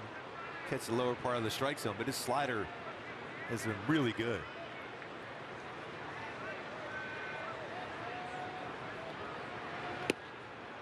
Fastball dotted there, and it's 2 balls, 2 strikes on Volpe. Talked about O'Hoppe and his love for the Yankees growing up. Volpe was right there with him, born in New York City. Grew up in New Jersey, and he was a Yankee fan too. As their shortstop, and he rolls one to his counterpart, Zach Neto. A low throw, but Shonowell able to grab it. Getting better and better over at first base, Shonowell. His hands doing a lot of work on that one. You'll see Goings and even Ron Washington. They'll hit, even using the fungo, hit some hard shots at him at first base to learn how to be able to scoop those throws from infielders. 2 up, 2 down for Strickland, and here is Soto, who has a home run tonight and an RBI single. Strickland drops in a breaking ball for a strike. Soto having a word with the home plate umpire, Adam Hammery. I think he said that was a good pitch. Probably is what he said. Fouls this one off, and it's no balls and 2 strikes. Well, no more words will be had with Angel Hernandez, as it has been reported that Angel is retiring from umpiring after a long career in that role. And as Major League Baseball moves toward video and automatic balls and strikes, Juan Soto strikes out to end the top of the 6th. And a look for Hunter Strickland. Are you serious, Hunter Strickland? Yes, I'm serious, Clark. Intentional Talk, where baseball players reveal their biggest secrets. I'm like really terrified of monkeys. Are you worried they'll throw poop at you? That's another worrisome part of it too. Join the conversation. Intentional Talk on MLB Network. Can't recall another baseball game where emotions ran so high. There it is! Fly ball to deep right field. It's out of here! It's gonna go! What a play by Aaron Judge! Experience game-to-game coverage of the night's biggest moments, live and commercial-free. MLB Network Strike Zone, Wednesday and Friday nights all season.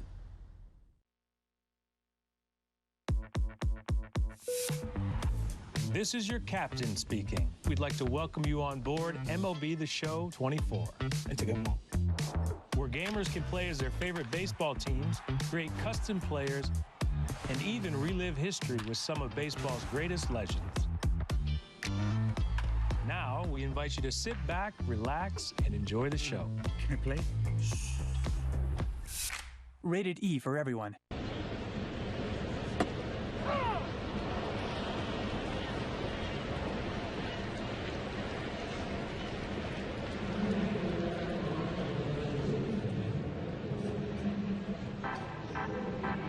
Juan Soto to end the top of the 6th. Got Soto's approval. He goes, man, I didn't know you had a changeup like that. You threw some fastball, slider. He goes.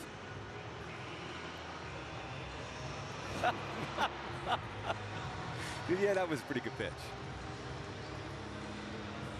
Well, Hunter Strickland can be proud of that. Yeah, Soto has fun. He definitely has fun. Nolan Shonowell leads off the bottom of the 6th. The Angels try to have some fun here tonight, opening up this 3-game series against the Yankees. All night games tomorrow and Thursday as well. We'll see Tyler Anderson face Luis Gil tomorrow, and then Patrick Sandoval against Carlos Rhoda on Thursday night.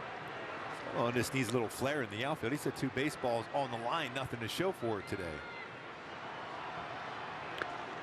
Shonowell whiffs on a sweeper from Cortes. Shonowell lined out to Verdugo in the first, and Volpe his last time up. Some action both bullpens now. Cortes has thrown 86 pitches, so he's nearing the end of his night. Luis Garcia up for the Angels. Shonowell strikes out, just the 4th strikeout for Cortes. 1 out. Our Arco game break is coming up after this inning as we show you some highlights from around Major League Baseball. Luis Rengifo will bat 1 for 2 with a single and a run scored. Making the point about Angel Hernandez calling it a career this week. Rengifo lines one to left field. You know, those conversations between players and managers and umpires, part of the entertainment value or the theatrical value of the sport, those are starting to go away more and more. Oh, definitely. Even the fans bickering at the umpires while there's one less to bicker at now. Aaron Boone's going to go to the bullpen, bring a righty in to face Taylor Ward. And here comes Aaron Boone, the Yankee manager. Taylor Ward 0 for 2 tonight. Not seeing Aaron Boone make the motion yet. And there it is.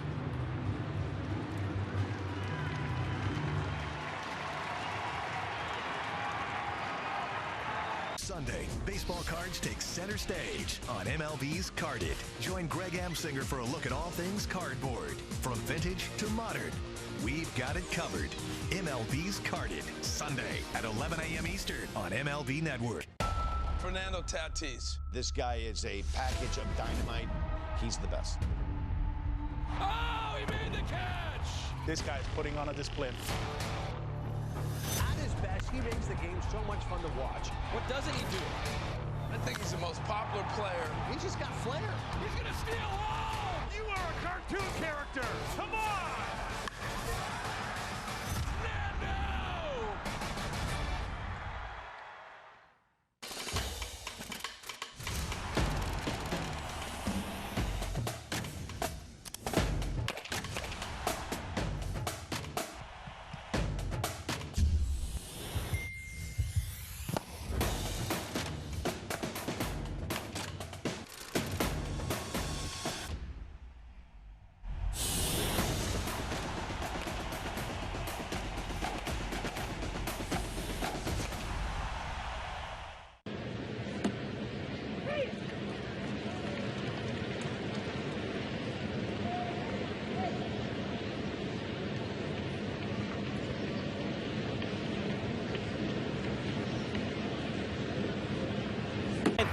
Angels will play the Astros at 1 o'clock. The first 15,000 kids aged 3 to 17 will take home a Zach Neto Youth City Connect jersey, courtesy of angels.ocnavigator.org. Visit angels.com/promotions for more details. Tommy Kahnle, veteran right-hander, is back for another season and making his second appearance of this year after pitching against Seattle the other night. Always had a great changeup. Fastball still firm, 93, 98, and slider.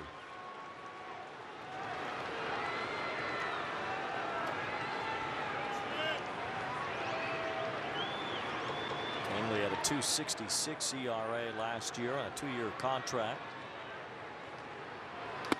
Think about it. It's going to be tough to steal against. He's pretty quick to the plate. Almost a slide step will throw.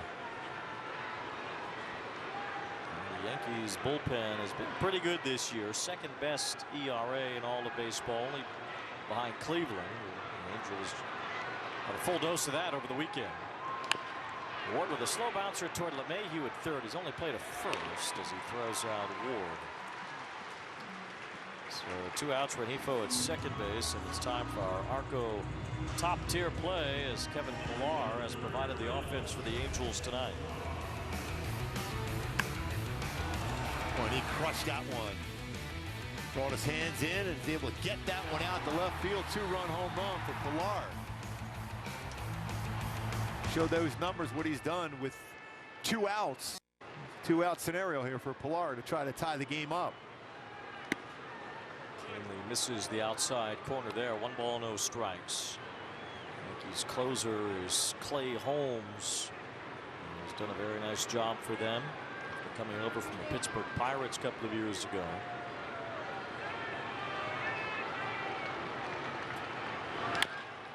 Wow, with a slow chopper again. LeMahieu will go for the tag. And he retires Rengifo there. Rengifo didn't have to run in that case. He could have stayed at second and made LeMahieu play it to first. But the tag at third ends the inning, and it's time for our Arco game break. So we take you to Milwaukee, where Ben Brown was working on a no-hitter for the Cubs. Cody Bellinger made sure it stayed that way, robbing Willy Adames of a home run in the bottom of the 7th inning of that game. Such an outstanding defender. He was at first base for a while, but he's a Gold Glove winner out in the outfield. More good outfield defense in Texas tonight. Adolis Garcia playing right field for the Rangers in a World Series rematch against the Diamondbacks. Well, the throw was too late, but we will show you that it was an incorrect call. What a throw that, by the way, by Garcia. That was right on the money. As Jock Peterson called out there as we bring you back into our booth here at Angel Stadium. It's been a fun game so far. The Angels would like to make it even more fun. I mean, it's been a lot of energy in this game, Wayne. And, you know, Griffin Canning battled pretty hard. A 2-run home run to make it close. There's been some swings for the Yankees, but some quality pitching. Strickland did a nice job. Now it's up to Garcia to be able to keep it close. And the Angels will try to do that in the final innings tonight and come back and beat the Yankees here at Angel Stadium. We'll be back with the 7th inning coming up, and a quick word from Arco in just a moment. Intentional Talk, where baseball players reveal their biggest secrets. When I was a kid, I read the Percy Jackson books, and I forgot how they ended, so I've recently started reading them. I'm legitimately reading middle school-aged books right now. Intentional Talk on MLB Network. From the day's first pitch to the night's final out, MLB Network sets the stage for fans every day. So it'll be interesting to watch what happens here all season long. See the players who are making a statement. Hey, let's check out the board, folks. With live games. As Luis Garcia enters the ball game. He's got that power sinker working. He's 96, 98, splitter and slider.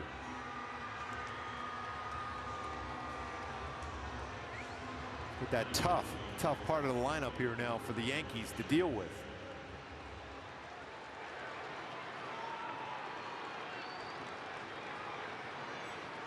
Aaron Judge leads it off.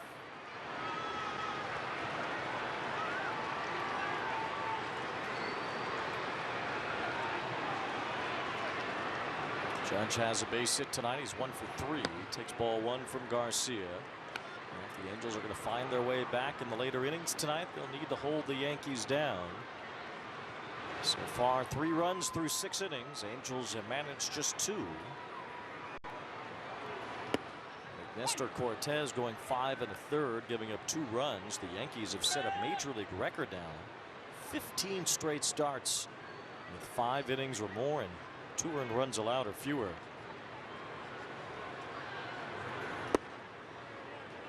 It's down and in to Judge. 2 balls and 1 strike. Judge has 17 home runs as he is close to the major league lead.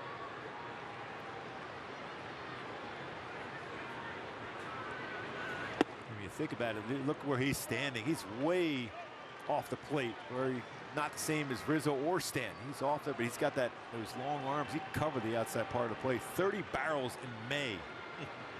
Wow. That's more than some teams have had this month.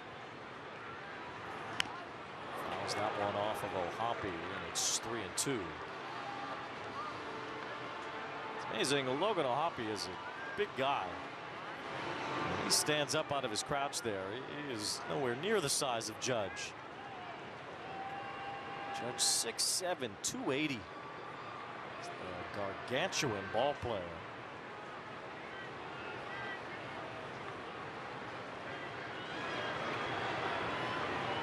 Yankees have another outfielder, one of their top prospects, about Judge's size, too. 3 balls and 2 strikes. Swing and a miss. Good sweeper there. Fastball in, and then there was a sweeper. That's about 13 miles an hour differential in the speeds of those pitches. Well, that's one way to cut the big guy down.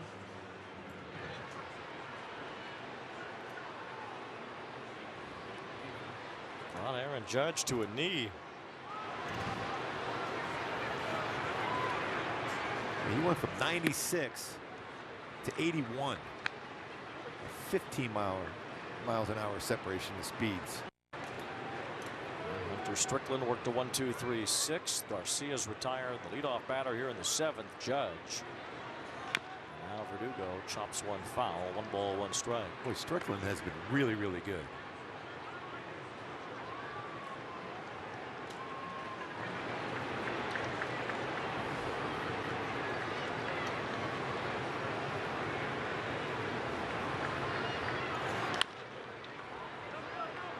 Fielded by Shonowell, and Verdugo bounces out.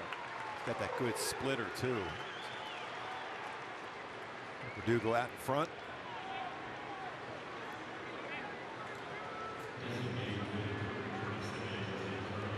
Two up, 2 down for Garcia.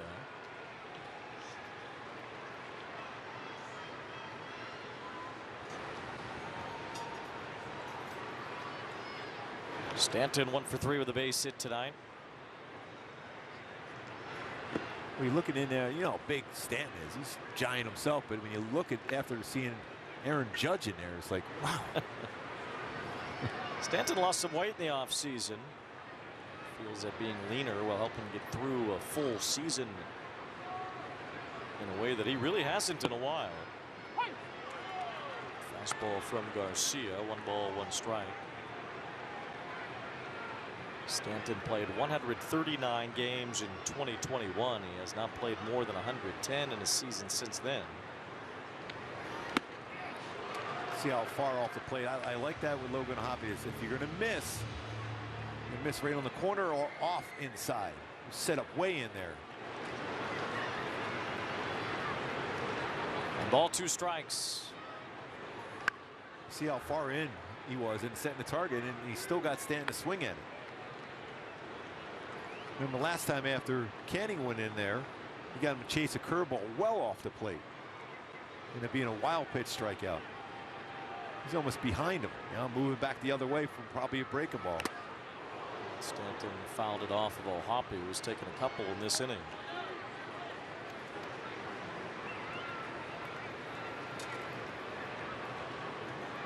And ball and 2 strikes. Garcia trying to get through this inning. Keeping the Angels close, only down by 1. Stanton didn't bite that. 2 balls, 2 strikes.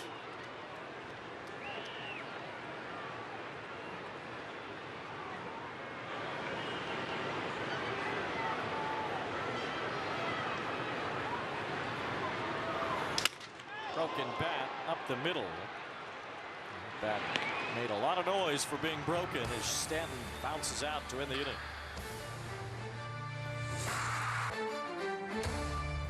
Want to elevate game night? Turn on MLB Big Inning, a revolutionary way to see the biggest moments from every game, live and commercial-free. Find it on the MLB.tv home screen. MLB Big Inning on MLB Network and MLB.tv.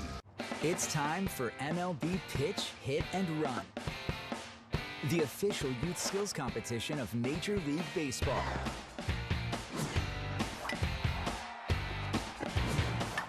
Host a local event and give kids in your community a chance to compete in the Pitch, Hit, and Run finals at the 2024 MLB World Series. Sign up for free at pitchhitrun.com. Want to elevate game night? Turn on MLB Big Inning. A revolutionary way to see the biggest moments from every game, live and commercial-free. There it is! A 40-70 season! Find MLB Big Inning on the MLB.tv home screen. Then watch baseball's mega stars in the moments that matter most. It's a whole new ballgame when the action comes to you. Game over! MLB Big Inning on MLB Network and MLB.tv.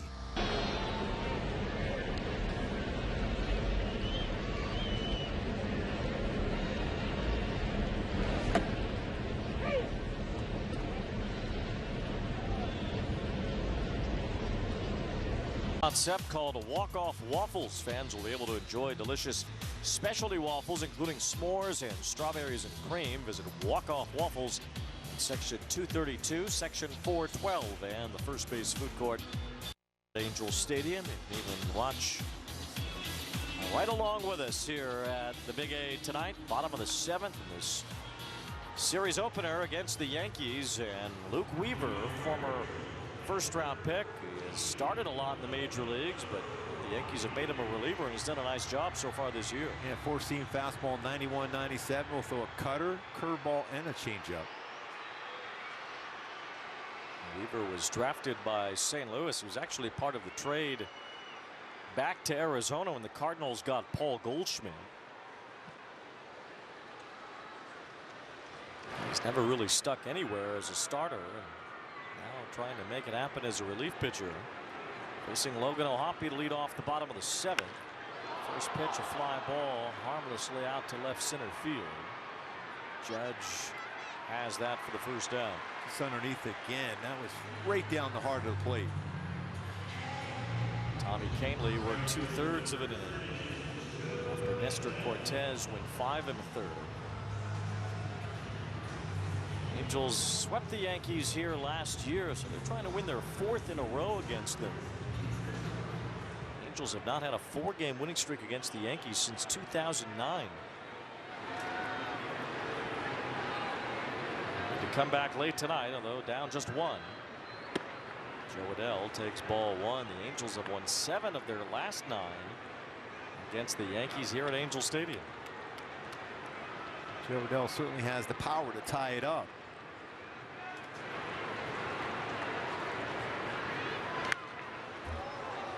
Ball 1 strike on Adell. He's working on going to right center field today in early batting practice. He throws a lot of cutters.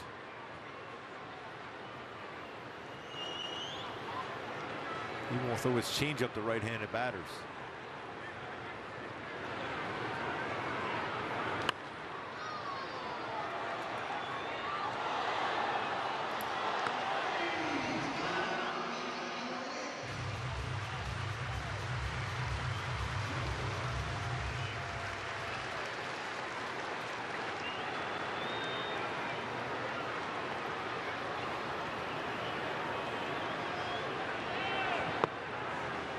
Balls, 2 strikes on Adell, who's at 8 of his 10 home runs at home this year.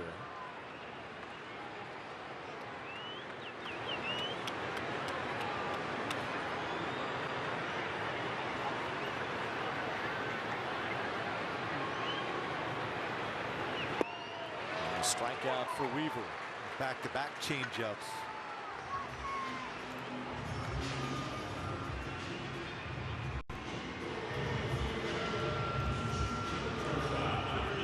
See how he turns that one over, splits those fingers and turns it over. Pretty good spin on his changeup, as you can see and read on the seams coming in. Usually you'll see not a lot of spin on a changeup.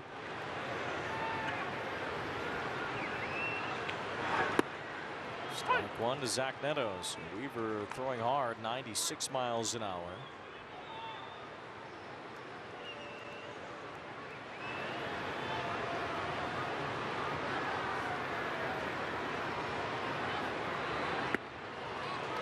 He's ahead of Neto, no balls, 2 strikes. Real good arm action he has on his changeup.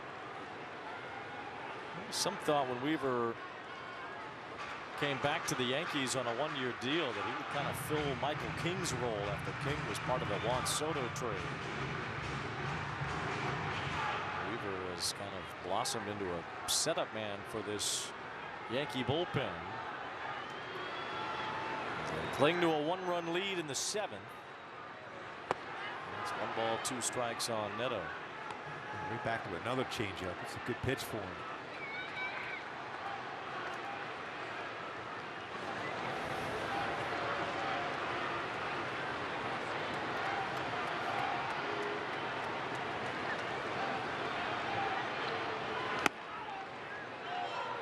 Balls, 2 strikes.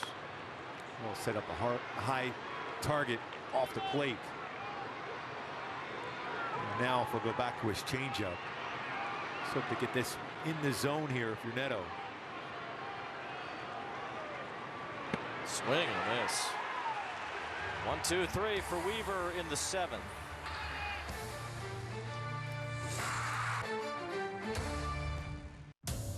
Want to elevate game night?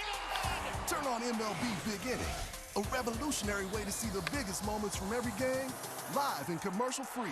There it is! A 40-70 season! Find MLB Big Inning on the MLB.tv home screen. Then watch baseball's mega stars in the moments that matter most. It's a whole new ball game when the action comes to you. Game over!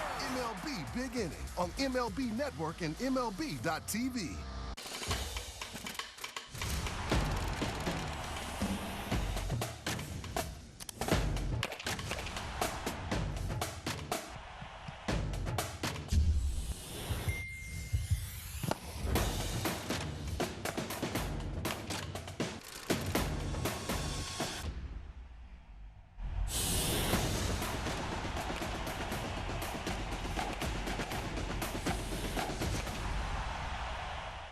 Intentional Talk, where baseball players reveal their biggest secrets. When I was a kid, I read the Percy Jackson books, and I forgot how they ended, so I've recently started reading them. I'm legitimately reading middle school-aged books right now. Intentional Talk on MLB Network.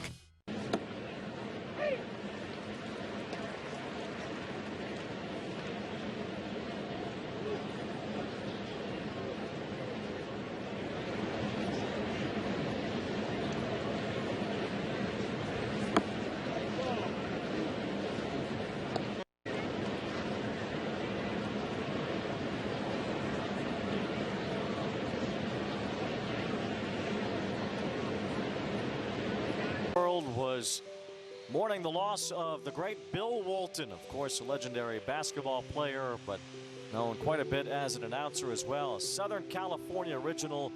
He was a part of those UCLA teams for John Wooden. Went on to win some championships in the NBA as well, but it was really a second act as a broadcaster that had a lot of folks reeling with stories yesterday about the late Bill Walton, who passed away at the age of 71. Rizzo fouls one off. I thought Joe Buck said it very well. I'm curious to your thoughts about it as well, because it's kind of about you, what he said on a podcast recently. Joe Buck was saying that if you want to be a good broadcaster after your playing career, that you kind of have to give up being remembered as a former player, because if it goes well, you're going to be remembered as a broadcaster more than as a player. I think you fit that role, and I think Bill Walton did too. 100%, Wayne. I remember he did a game here with right next they were in the booth with the White Sox with Jason Benetti. It was just watching him, his energy he brought. I mean, you're right. You almost think of him as a broadcaster. I mean, he related to everybody from college basketball, the NBA. He still broke my heart back in the '77 when he was with Portland. In finals against the Sixers, he was phenomenal. He was an incredible basketball player, but an amazing announcer. Hoppy over, but he won't get to that. 1 ball, 2 strikes on Anthony Rizzo, leading off here in the 8th inning against Matt Moore. Bill Walton will be missed. His stories and just the way that he kind of let go on a broadcast. Those are moments that everyone will cherish, remembering listening to Bill Walton, the broadcaster. Of course, those who remember Bill Walton, the basketball player, as well. Rizzo with a 1-hopper to second, as Paris will throw out Anthony Rizzo, and there's one away here in the 8th. But he also made you laugh every game. He was part of the broadcast. Gleyber Torres will bat with 1 out. He has had a walk and a base hit. He was thrown out at home on Austin Wells' RBI double in the 5th inning. That's how the Yankees took the lead. The one they have right now at 3-2 as Matt Moore drops in a changeup. Angels have not scored since Kevin Pillar's 1st inning home run.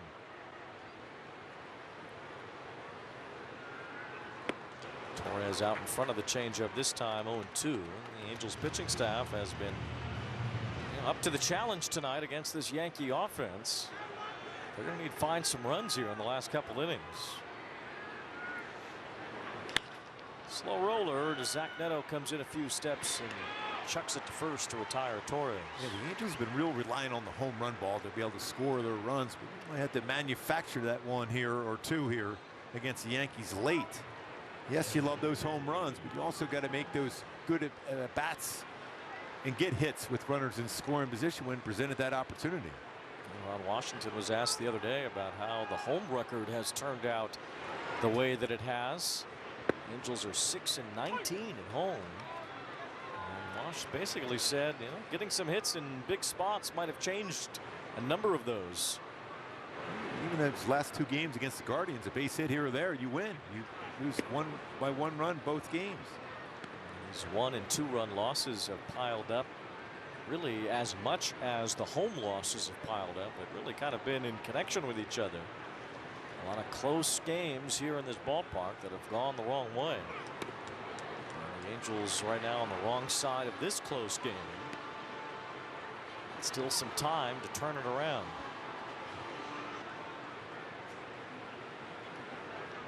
1 ball, 2 strikes on Wells. Punched that double in the gap against Griffin Canning, scoring Rizzo.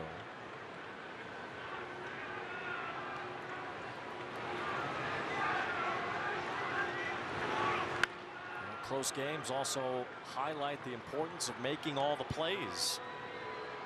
Rizzo was able to reach first on a ball that looked like it should have been a double play. Luis Rengifo juggled it a couple of times. He got 1 out, but not 2. The Yankees took advantage of that extra out. Wells strikes out. The Angels bullpen has not allowed a base runner, hoping for the Angels offense to find some late life.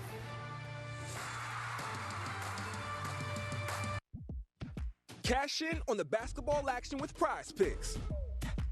Pick more or less on 2 or more players for a shot to win up to 100 times your cash. Playoff time is your time. Squad up with the millions of Prize Picks members across the country who are turning up for every big moment. Use code TV during the playoffs for a first deposit match up to $100. Prize Picks, America's #1 fantasy sports app. When it comes to tickets, pick TickPick. You're picking the best prices guaranteed, with no hidden fees ever. Pick from thousands of live events. No hidden fees, more savings. Download the TickPick app. Why pay too much for cable TV when it costs less for Fubo TV? Get all the channels you want, with all the entertainment you love, for the price that cable can't beat. Start watching at FuboTV.com. With the Game Time app, I paid 60% less than this guy. What? And it's not just sports tickets. It's also concerts. Performances, too. Oh, come on! Download Game Time. Last-minute tickets, lowest price, guaranteed. Intentional Talk, where baseball players reveal their biggest secrets. I'm really terrified of monkeys. Are you worried they'll throw poop at you? That's another worrisome part of it, too. Join the conversation. Intentional Talk on MLB Network. Live postgame presented by OC Navigator is coming up. The Angels have a chance here in the later couple of innings to pull one out against the New York Yankees. The Yankees enter with the best record in the American League. They've been just as good from a pitching standpoint as they've been from a hitting standpoint. It's been their pitching that has ruled this one, holding the Angels to 2 runs, both in the 1st inning, as Willie Calhoun will pinch hit for Cole Tucker, leading off the bottom of the 8th against Luke Weaver. A little bit of a struggle of late for Willie Calhoun. He was out real early today, hitting off the machine. It's the first time we've really seen the Angels kind of shy away from him with a lefty starter. Now with Weaver, a right-hander in the game, here comes Calhoun off the bench. It's a pretty good changeup first pitch, too. He's got a great changeup, Weaver. Luis Guillorme is on deck. Looks like he would bat for Paris. And then Nolan Shotwell due up as well. 2 to Calhoun.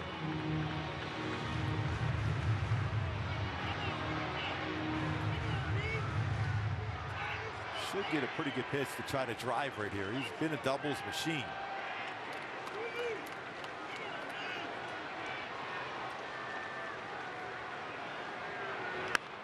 Lines this one toward right field. That gets down a base hit.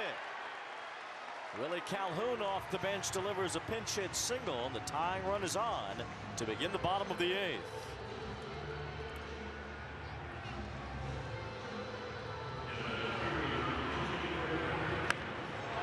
Just enough to be able to bring his hands in and on a cutter.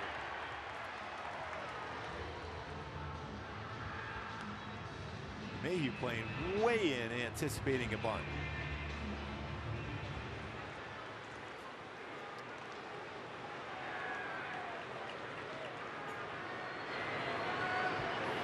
Rizzo usually very aggressive, charging in on bunts as well from first.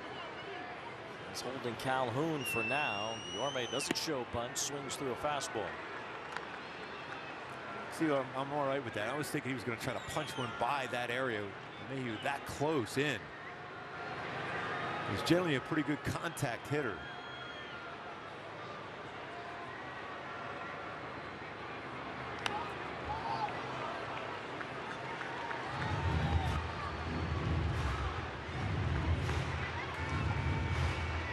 Angels have the tying run on to begin the bottom of the 8th.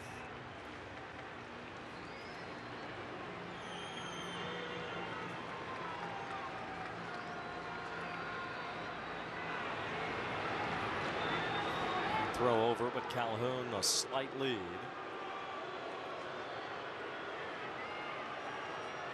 Angels have not scored since Pilar's home run in the first. 50% of the time, we will throw an 0-2 changeup to a left-handed batter. He did there, and Guillorme laid off it. 1 ball, 2 strikes. Well, I'm thinking that because he's got a chance to make some contact, and Mayhew is pretty far off the bag at third base. He's punched that one down the line. You've seen him do that already in an Angel uniform, just punch down the third base line. He lines it, but it's caught by Torres. And there's 1 out.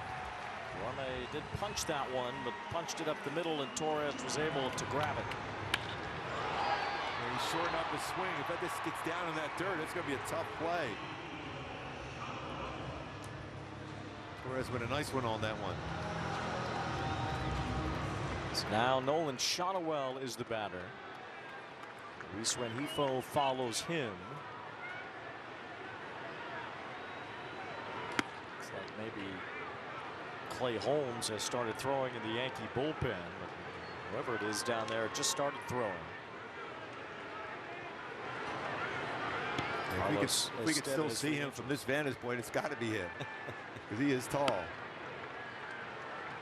2 to Shotwell.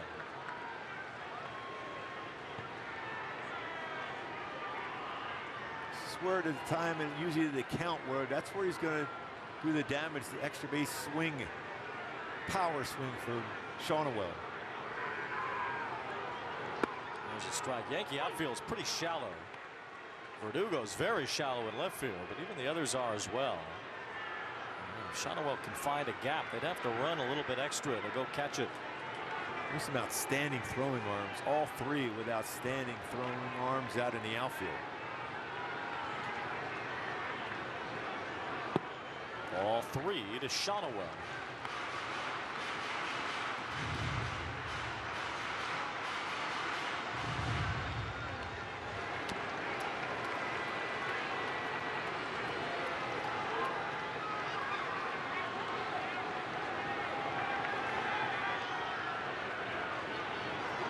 Calhoun a pinch hit single leading off the inning. Guillorme lined out. Weaver in his 2nd inning of work. There's a big gap in right center field. Counts 3 balls and a strike on Shotwell. fouls one off. Changeup. Well, you could tell by the reaction by Weaver, he got away with that changeup. It's upstairs.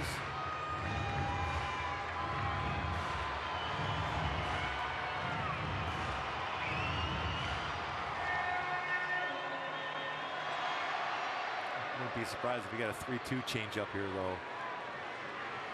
Big crowd here tonight. Angel fans ready to make some noise if Shotwell can make it happen here. Calhoun gets chased back.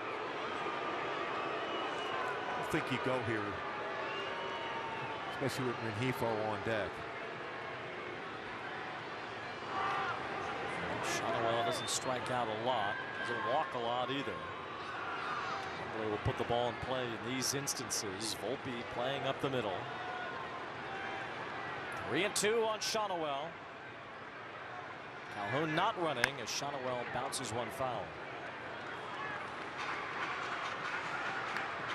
Change up a lot of the plate.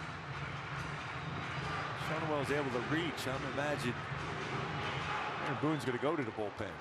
It's a couple in a row. Change-up's part of the plate.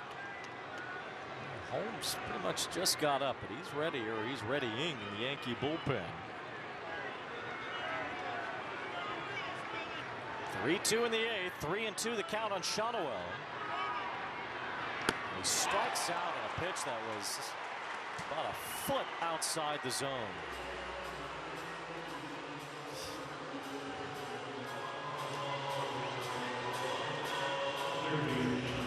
Lay off that high fastball. You're going to get a pinch runner now. Yeah, Moniak is going to run for Calhoun. The Angels a little more to work with now that there are 2 outs. Well, they got a break on that. That was never in the zone. Aggressive swing above the strike zone.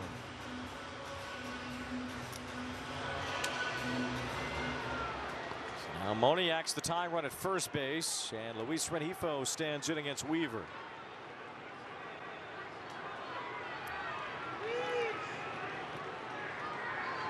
Moniak has a pretty short lead at first. Rengifo, it's a grounder. Rizzo knocks it down. It bounces away from him, and everybody's safe. Infield hit. Keeps the inning going and moves the tying run to second. Usually you see Anthony Rizzo make every play over first base. You know, towards the heel of the glove. Unable to make the play, a break. So now Aaron Boone makes his way to the mound. He's got his closer ready in the bullpen, Clay Holmes. And he will go to him for a potential 4-out save. Holmes will enter with the tying and go-ahead runs on base.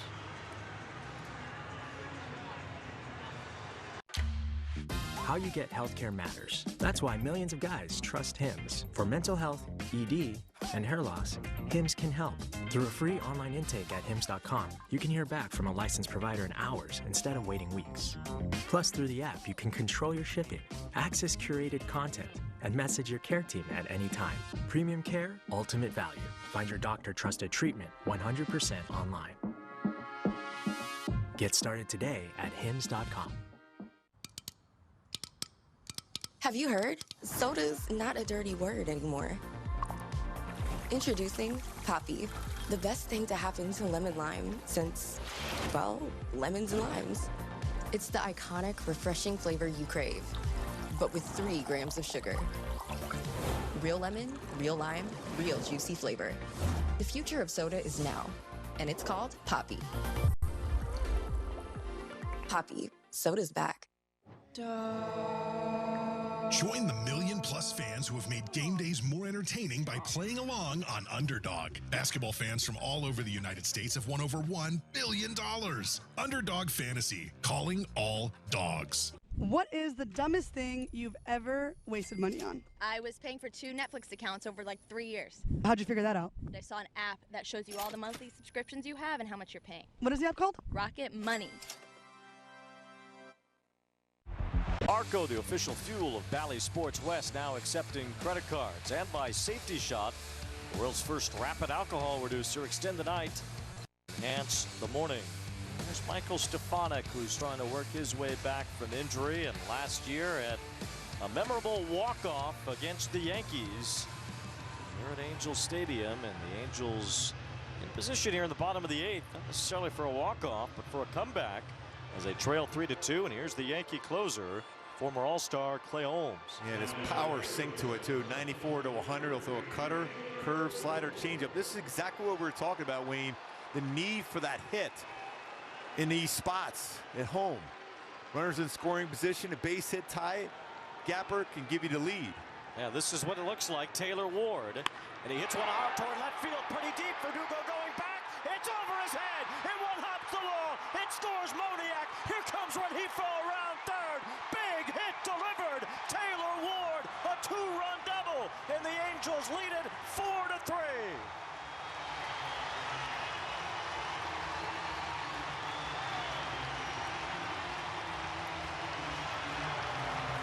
That's that moment you were looking for. Taylor Ward.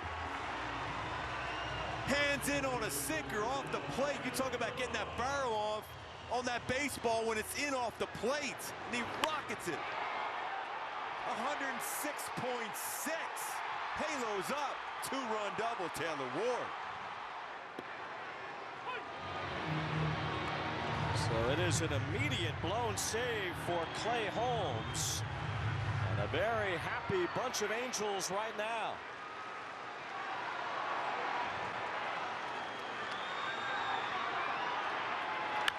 Ground ball right side. Torres going for it. Slides. Keeps it around the infield. Ward now goes back to third. It's an infield hit for Kevin Pillar. Good swing for Pillar. Outstanding defensive play by Torres. That's a run-saving play. Get to the outfield. That's a run in. But Pillar continues to swing the bat well. 3 hits again tonight. Another base hit with 2 outs.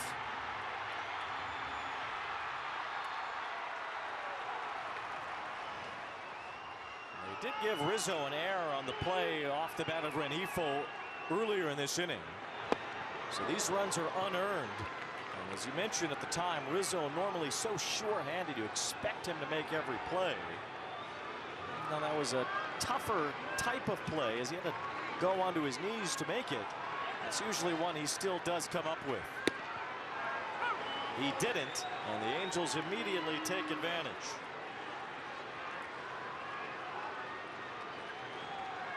Both runs charged to Luke Weaver. It's a blown save for Clay Holmes. Now the Angels are ahead.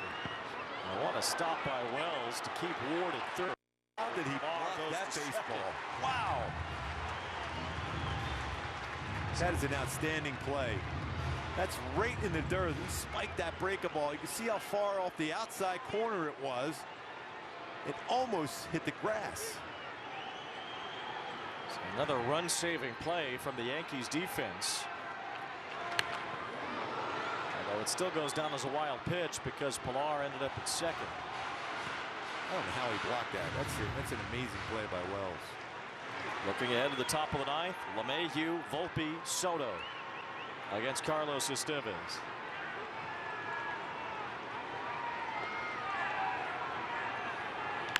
Ground ball, LeMahieu has it. Throws low, Rizzo scoops it.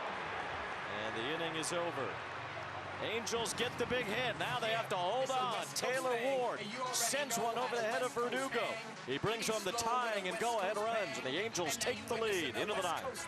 The movement is back. Finish your rapping, the captain. The heat of the beast when I'm trapped in. Panic room when. Want to elevate game night? Turn on MLB Big Inning, a revolutionary way to see the biggest moments from every game live and commercial-free. There it is! A 40-70 season! Find MLB Big Inning on the MLB.tv home screen. Then watch baseball's mega stars in the moments that matter most. It's a whole new ballgame when the action comes to you. Game over! MLB Big Inning on MLB Network and MLB.tv. Want to elevate game night? Turn on MLB Big Inning, a revolutionary way to see the biggest moments from every game live and commercial-free. Find it on the MLB.tv home screen.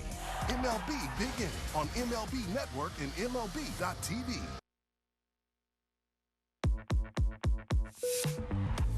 This is your captain speaking. We'd like to welcome you on board MLB The Show 24. It's a good one. Where gamers can play as their favorite baseball teams, create custom players, and even relive history with some of baseball's greatest legends. Now, we invite you to sit back, relax, and enjoy the show. Can I play? Rated E for everyone.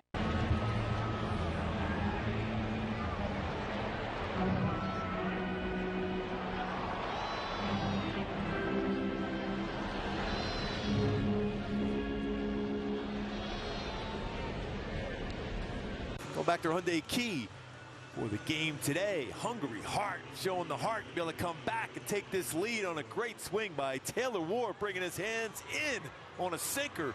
Big two-run double, giving Halos the lead here in the 9th inning against the New York Yankees. Well, the biggest thing missing in these home defeats for the Angels was the big hit. Well, they just got it.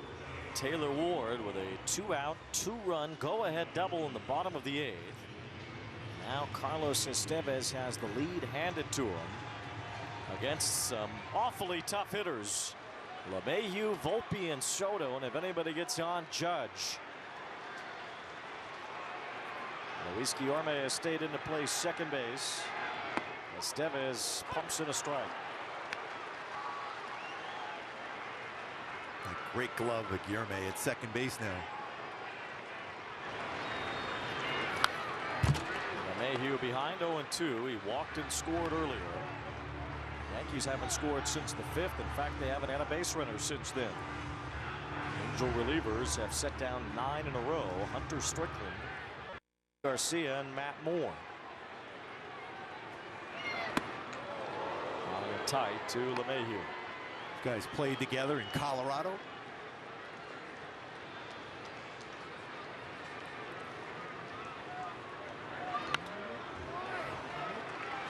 Slider. That's straight down the heart of the plate. Ooh. So you make that quick adjustment now. That means you got to get on top of the baseball a little better. Be ready on that right side of the infield. Fly ball, center field, struck well. Back for it. Pilar has room, makes the catch. 1 out. Anthony Volpe bats after a quick word from Kia.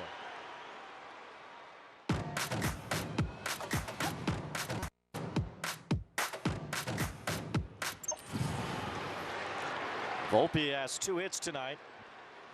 A 20-game hitting streak. First Yankee to have one that long since Robinson Cano in 2012. Batting in front of Soto and Judge. A pretty good spot in any lineup. As Volpe looks at a strike from Estevez. Estevez looking for his 8th save. It's a bouncing ball from Volpe. Neto takes control, throws him out. I love that throw from Neto. Sidearm throw, right on it.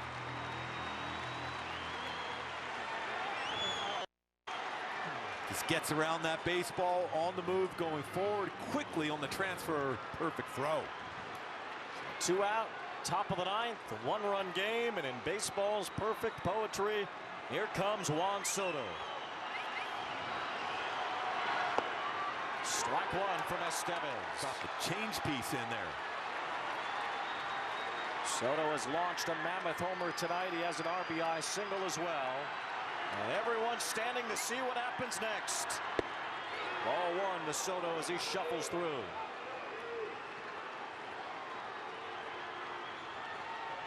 A roaring comeback in the bottom of the 8th. The Angels an out away from a win.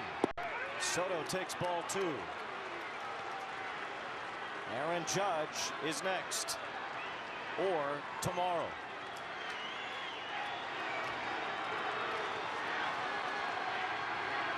Ball 3. Be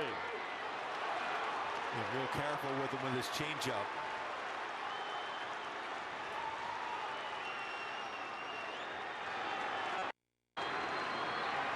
Soto struck out his last time and gained some admiration for Hunter Strickland. And he launches Throws one toward right field. Adele is back. He has room, and he's got it. Say goodnight to the Yankees. The Angels pull off a comeback win. Kamehameha from Carlos Estevez. But Taylor Ward, the star of the show in the 8th inning, as the Angels top the Yanks 4-3. Boy, what a ball game by the Angels today against the Yankees to win that game late. The bullpen outstanding today. The offense led by Pilar and Ward. A big hit back by Willie Calhoun to get it rolling too. 3-1 heater. Little sink action to it. He stayed away. Joe Adele comfortably makes the play. The Angels bullpen worked 4 perfect innings tonight against the Yankee lineup. 12 in a row retired at the end. Soto flies out to win the game. And the Angels take round 1 from the Yankees. They've won 8 of their last 10 against them here in this ballpark, 4 in a row. The Angels boast a 4-game winning streak against the Bombers for the first time in 15 years. And it's Taylor Ward, a big reason why, our Toyota Player of the Game with Erica Weston. Taylor, a huge 2-run double to get the comeback win tonight against a tough customer in Clay Holmes. Had to get it done tonight. You know, I knew he'd want to get me off with a strike and get ahead, and took advantage, put a good swing on it, and luckily didn't catch it out there, so take it. You guys have been looking for a big hit like that, particularly here at home this season, to deliver in that moment late in the ballgame. Describe what it felt like. Yeah, I mean, I don't know what it is, but yeah, it's always good to win at home, and hopefully we can continue this going and do our thing. Yeah, is this something that can give you guys a little bit of confidence in these close games? You've had so many close games, just missing that one big hit. This is an opportunity to prove to you guys you can get it done. Right, yeah, I think that's the biggest thing, just one run here and there. We're trying to flip the script on that, but it just shows that we can beat anybody. So we just got to show up tomorrow with our blinders on and continue to do our thing and be all right. Nice job. Thanks for the time. Thank you. All right, guys. Well, the Angels didn't just beat anybody. Yeah, they beat the New York Yankees, they did. Well, the halo will shine brightly tonight, and if you squint, maybe just a little bit brighter after a 4-3 win against the Yankees. We'll be back in just a moment.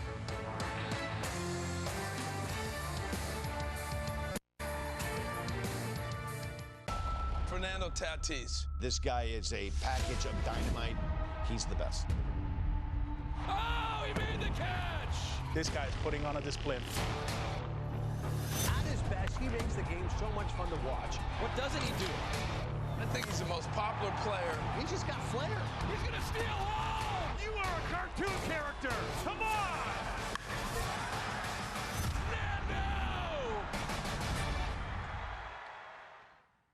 It's time for MLB Pitch, Hit, and Run, the official youth skills competition of Major League Baseball.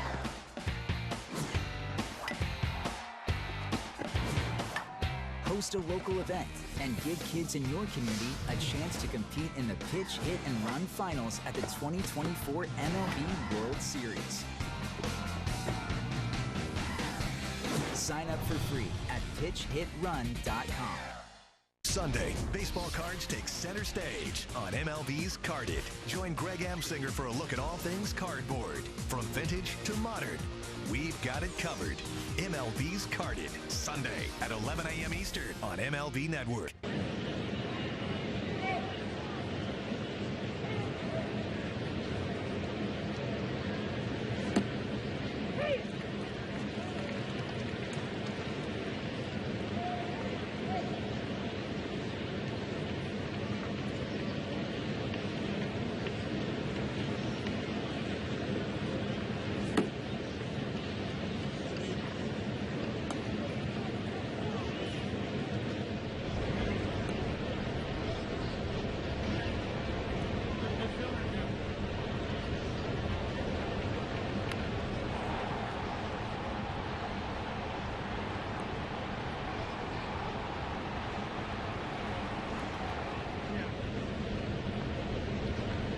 needed finally in the bottom of the 8th from Taylor Ward, and they beat the Yankees 4-3. Now they'll try to make it a series win with Game 2 tomorrow.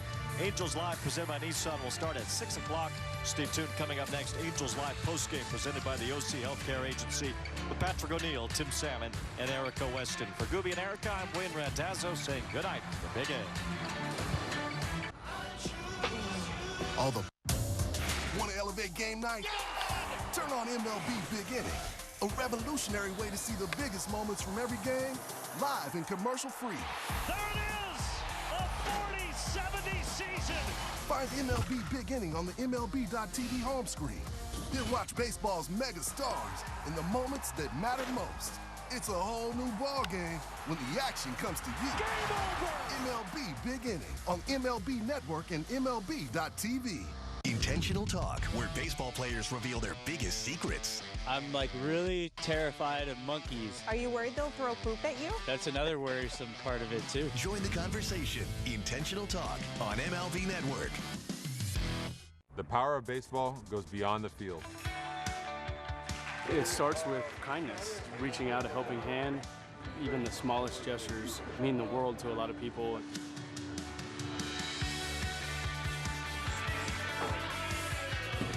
Stand up to cancer. Together. Together. Together. Together.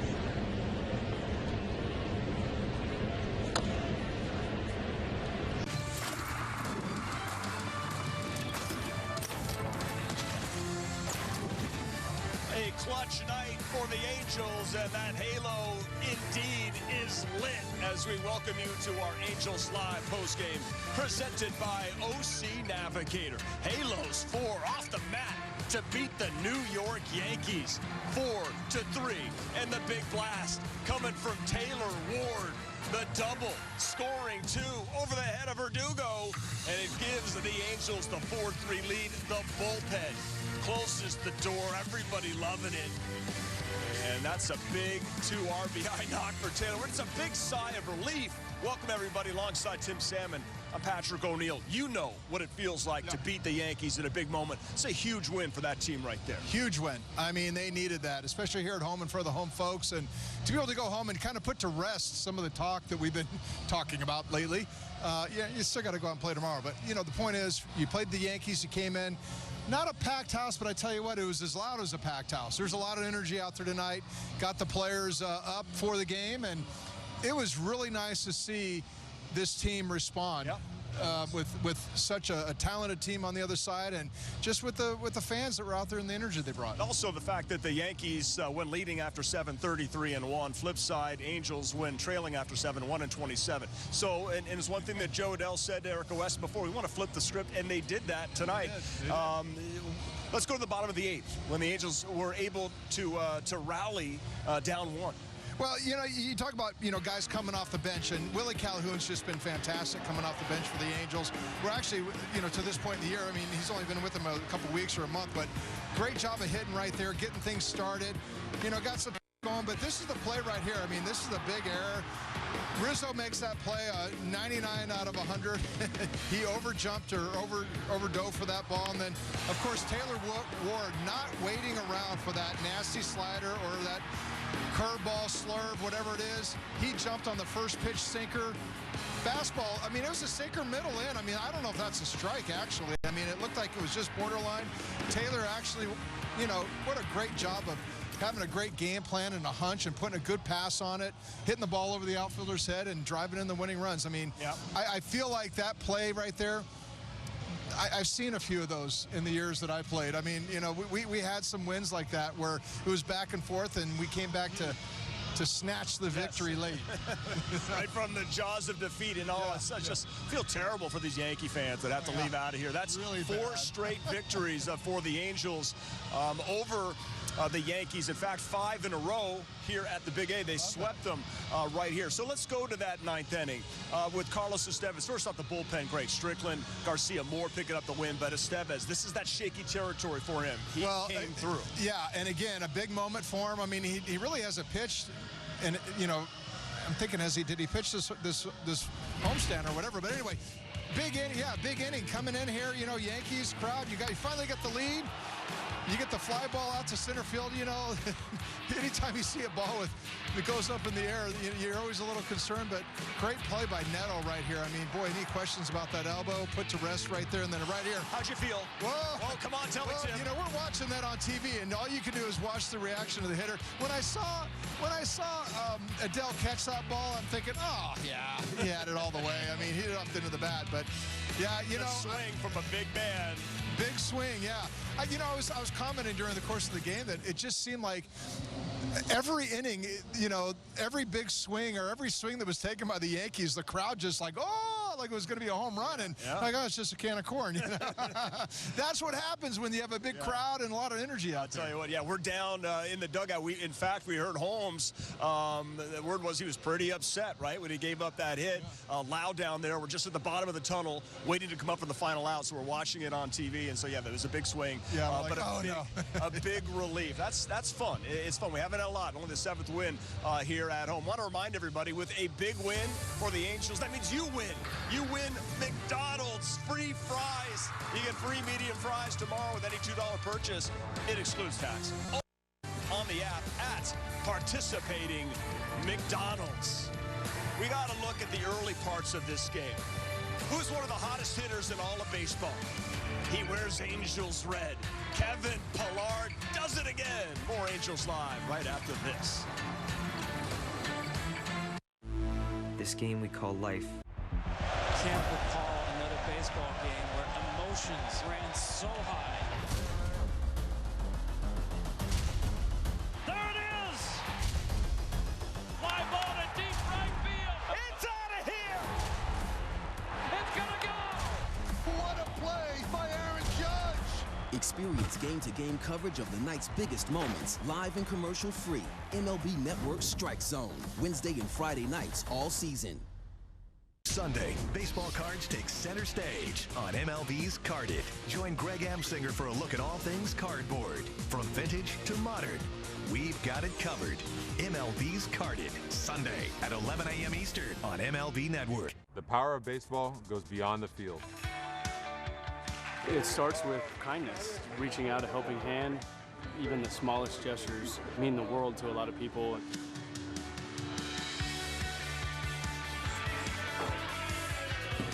Stand up to cancer. Together. Together. Together. Together.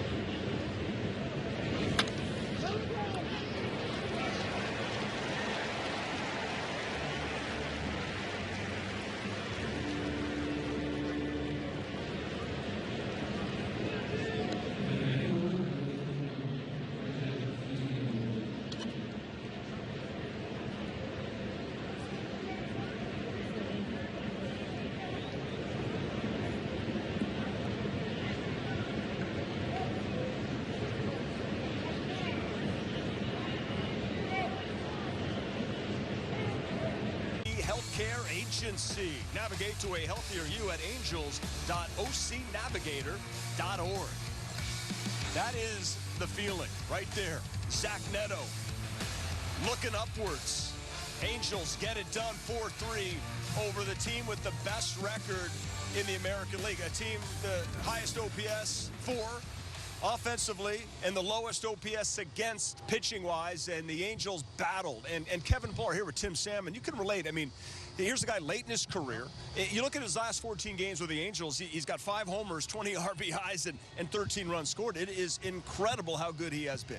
I mean, just coming back home, I think, getting a fresh start, at this point in his career, he's probably looking to say, hey, you know what, I'm not going to have many more chances, and he's making the most of it right here. And, he's a very good player. I mean, you don't know what happened with the White Sox, but I'm telling you what, sometimes it just, things work out. But Renifo right here getting the base hit to left, another, he's hitting over 500, pick off balk. I mean, that was he's going to be on second base right there. That was a balk. But, you come up in this situation, Pillar, he's able to hit that cutter on the inner half of the plate. I mean, this kid is a kid. I mean, he's 35 years old. He's not a kid anymore, but my goodness. To us. Yeah, to us. I mean, great job, great piece of hitting. And, we talked in the pregame about, how would the kids respond. Actually, the few veterans that we have on this roster right now, they're the ones that really came up big. I mean, Taylor Ward got the big hit later in the game, and of course the bullpen, Strickland came in, did a great job. I mean, Luis Garcia, Matt Moore. I mean, really, there was enough veteran talent out there, to size up and really make the difference tonight. It was a fun game and a well-played game, one that the Angels needed, and they'll hopefully build on this tomorrow. We'll get to that in a minute, but Griffin Canning gets the start. He goes 5, allows 9 hits. I think there was a play that could have been made behind him that maybe kind of helped. Leadoff walk kills you every time. What do you assess? How do you assess his performance? I thought he had good stuff tonight. I mean, this is the Yankees. I mean, they ambushed him a little bit out there. Soto got the fastball home run. I mean, he gave up 9 hits. I mean, yeah, they were hitting him. He had traffic all night long, but I got to tell you what, I was super impressed because I thought his stuff played really well, and I thought he did a fantastic job of just grinding it out and battling through some of the traffic that he had out there. I mean, he did a great job at getting the outs when he had to. That fastball up right there, I mean, he struck out just a handful of guys, with fastball up, and then, of course, he had a great changeup. I mean, he really broke out the changeup a few times to Soto and some of the lefties there towards the end. Look at that. I mean, that swing right there on that curveball, it's unfortunate. I mean, it's a wild pitch right there. I was talking on air on the radio. I was like, you know what? You get a major leaguer like Stanton to swing at a curveball that far in the dirt. Okay, it's the curveball. No, it wasn't the curveball. It was the fastball. I think it was the first or second pitch that he threw. Sinker inside, just tied him up. Right. And I've always said this. I said, don't give me, it's a great curveball, a great slider. You know what makes a great curveball? A great fastball. And Canning showed that all night long. I thought he threw some really good fastballs tonight in some key situations and some key locations on the hitters that really tied him up. Team a chance to win. 5 tough innings. He battled. He's a competitor. The Angels get the win. He gets the no decision. Moore picks up the W, his first of the year, by the way, with the Angels. But for Juan Soto, the homer he hit, everybody up and down that Yankees lineup is really, really good. But, man, he is being a superstar in New York. Well, that might have been the only fastball he sees in the series. Right. After that, they're not throwing him fastballs, and he showed him why. I mean, this he's off the charts. He's one of the best fastball hitters in all the game. I mean, in every category, batting average, on-base percentage, hits, slugging, whatever you want to call it. You can't throw this guy a fastball. Even that pitch right there, I mean, that was a fastball up and in at his neck, and he did a great job. Now, this one right here, this is another one. He's just trying to waste a fastball, get back to the off-speed pitch. I mean, it wasn't a strike. It was up and in. And, again, good hitters like this. It reminds me a little bit of a guy named Vladimir Guerrero that he could handle anything in the zone. And you throw him a fastball, wherever it is, he's going to find a way to get the bat on the ball and make something happen. So he got a couple big hits for the Yankees, but thankfully for the Angels, they were able to, match it and come back and take the win. Got the final out. And just seeing Estevez with the handshakes that's big for him. And get into that dugout. They were fired up, pumped up, great enthusiasm and energy for the Angels here tonight. Now, when we come back, we'll hear from Ron Washington on the other side here in Angels Live. This guys, he's been through some tests this year as the skipper of this club, but he remains positive, and the boys respond. We'll be right back. This summer's hottest block. Want to put your baseball skills to the test? Then get ready to show your stuff with MLB Pitch, Hit, and Run. The official youth skills competition of Major League Baseball. Sign up for free for a chance to play your way to the Pitch, Hit, and Run finals at the 2024 World Series. Visit pitchhitrun.com today. Want to elevate game night? Turn on MLB Big Inning, a revolutionary way to see the biggest moments from every game, live and commercial-free. There it is! A 40-70 season! Find MLB Big Inning on the MLB.tv home screen. Then watch baseball's mega stars in the moments that matter most. It's a whole new ball game when the action comes to you. Game over! MLB Big Inning on MLB Network and MLB.tv. Sunday, baseball cards take center stage on MLB's Carded. Join Greg Amsinger for a look at all things cardboard, from vintage to modern. We've got it covered. MLB's Carded, Sunday at 11 a.m. Eastern on MLB Network.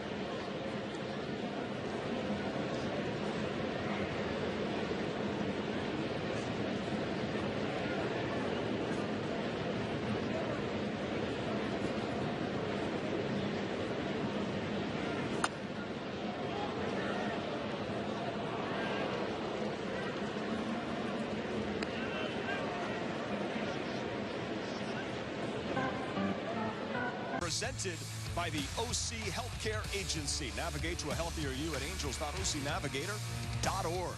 Kevin Pillar, another big blast tonight. He was 3 for 4, had a big 2-run home run. Angels come from behind, a big knock from Taylor Ward. Let's hear from Ron Washington. Here's Erica Weston.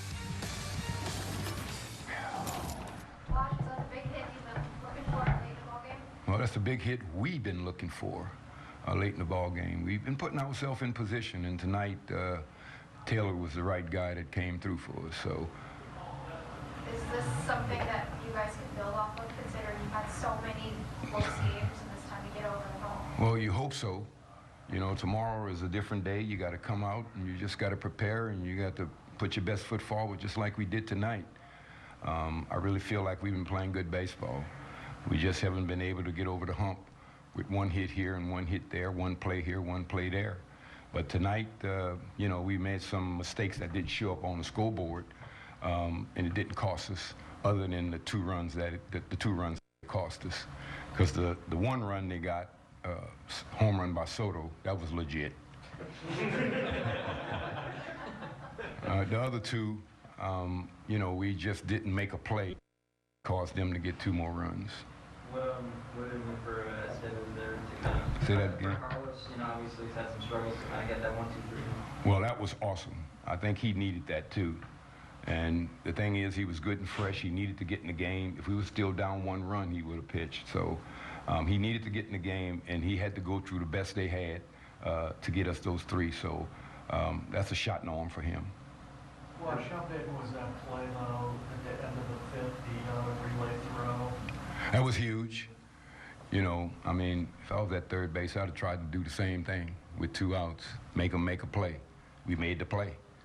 If we don't make the play, to get the run, but we made the play. And you got to force them to make the play right there, because you already got a lead, and you go for it. And thank God we executed. You mentioned that 2 of the runs that they scored probably shouldn't have scored, so what did you think of Canning? I thought Canning was real good. That lineup right there, there's no let up. They've always been known for making pitchers work to get hitters out, and they did it. By the time Canning got to the 5th inning, he felt like he had more, but if you actually look at the game, he worked his butt off to get to that 5th inning, and I just felt like it was time to see a fresh arm. And when Torres, and that was a good question, right? When Torres was thrown out to end that top of the fifth at Canning's last inning of work, that's a big run right there, and it was executed perfectly. It was perfectly, and when you think about the guy in the middle that had to make the throws, Kyron Paris. I mean, this is the young kid that, you know, he's learning up here, and he made a great throw to get the out and in a big game. So, you know, there's certain things he's doing well. And, you know, I know earlier in the game he had the play up the middle that he didn't quite make and, you know, try to squeeze it over to say. Anyway, you know, he was able to redeem himself by making a great relay throw there. Yeah, okay, so some big hits, some nice bullpen work. And for Estevez, what Wash had to say, a shot in the arm for him. So let's take a look, Tim, right now at the starting pitchers for tomorrow night. This series, all 3 night games, so it's going to be electric. And it's going to be Luis Heel and Tyler Anderson, who has been great. 2 really good pitchers going tomorrow. Yeah, 2 really, really good pitchers going. Luis Hill, I mean, I haven't watched a whole lot of them lately. I'm going to get prepped on him tomorrow, but I'm telling you what, look at the numbers. I mean, he's just been lights out, taking advantage. Some of these Yankee pitchers kind of got, you know, lost in the shuffle with all the offense and everything that's been going on. Garrett Cole's out, but some great opportunities for guys. They've been really able to step up. And Tyler Anderson on the flip side, my goodness, what a turnaround season for him. The record doesn't reflect it, but look at that ERA. And, you know, if you watch the starts, you see what he's capable of doing. He's really attacking the zone, not chasing velo anymore, and that changeup looks Bugs Bunny again. Yeah, sure does. Tim Salmon is doing some radio work with Terry Smith. How'd it go for you tonight? What was it like? You're filling in for Langer. Yeah, it was good. I mean, you know, it's a little clunky out of the gate. You know, you just kind of getting all your notes together and knowing when not to step on his toes. You know, I mean, he's the superstar up there. Well, great job. It's a lot of work for you, so we appreciate you pulling double duty for us. Well, you heard Wash say some nice things about Griffin Canning. It was a fantastic month of May for Canning, and here's what he had to say to Erica Weston. Wash said you worked your butt off to get through 5 innings. How would you describe how this one felt? Yeah, I mean, it's obviously a good lineup, so they make you work for it. But, yeah, just happy with the way I competed. Obviously, the bullpen came in, 12 up, 12 down. Did an awesome job and got a clutch hit right there. You had a great outing against them last year at home as well. Did well to contain them tonight, too. What kind of confidence does he have you against a lineup like that just doesn't really let up ever? Yeah, for sure. I mean, I had a lot of fun pitching. It's fun pitching against them. It honestly kind of feels like a road game with all their fans that come in. But it makes it fun. Yeah, it's just fun to compete against them. You had 14 swings and misses tonight, which was a season high. Did the stuff feel good tonight? Yeah, I feel like I had probably the best stuff I've had all year. So, yeah, nice to see it show itself like that. You feel like that stuff it's great news right there to hear that, too. It sure was. Best stuff all year. That's what I was saying. It looked like it was. And I guess the key was it felt like a road game, and the Angels play great on the road. So, oh, no. Little slight little dig there from Griff. Oh, that's awesome. Nice home win for the Angels. So get out here tomorrow night. If you can't be here at the Big A, join us here on Bally Sports West. Pregame Angels Live coming at you at 6 o'clock. For our entire crew, we'll see you tomorrow. Taylor Ward, way to go.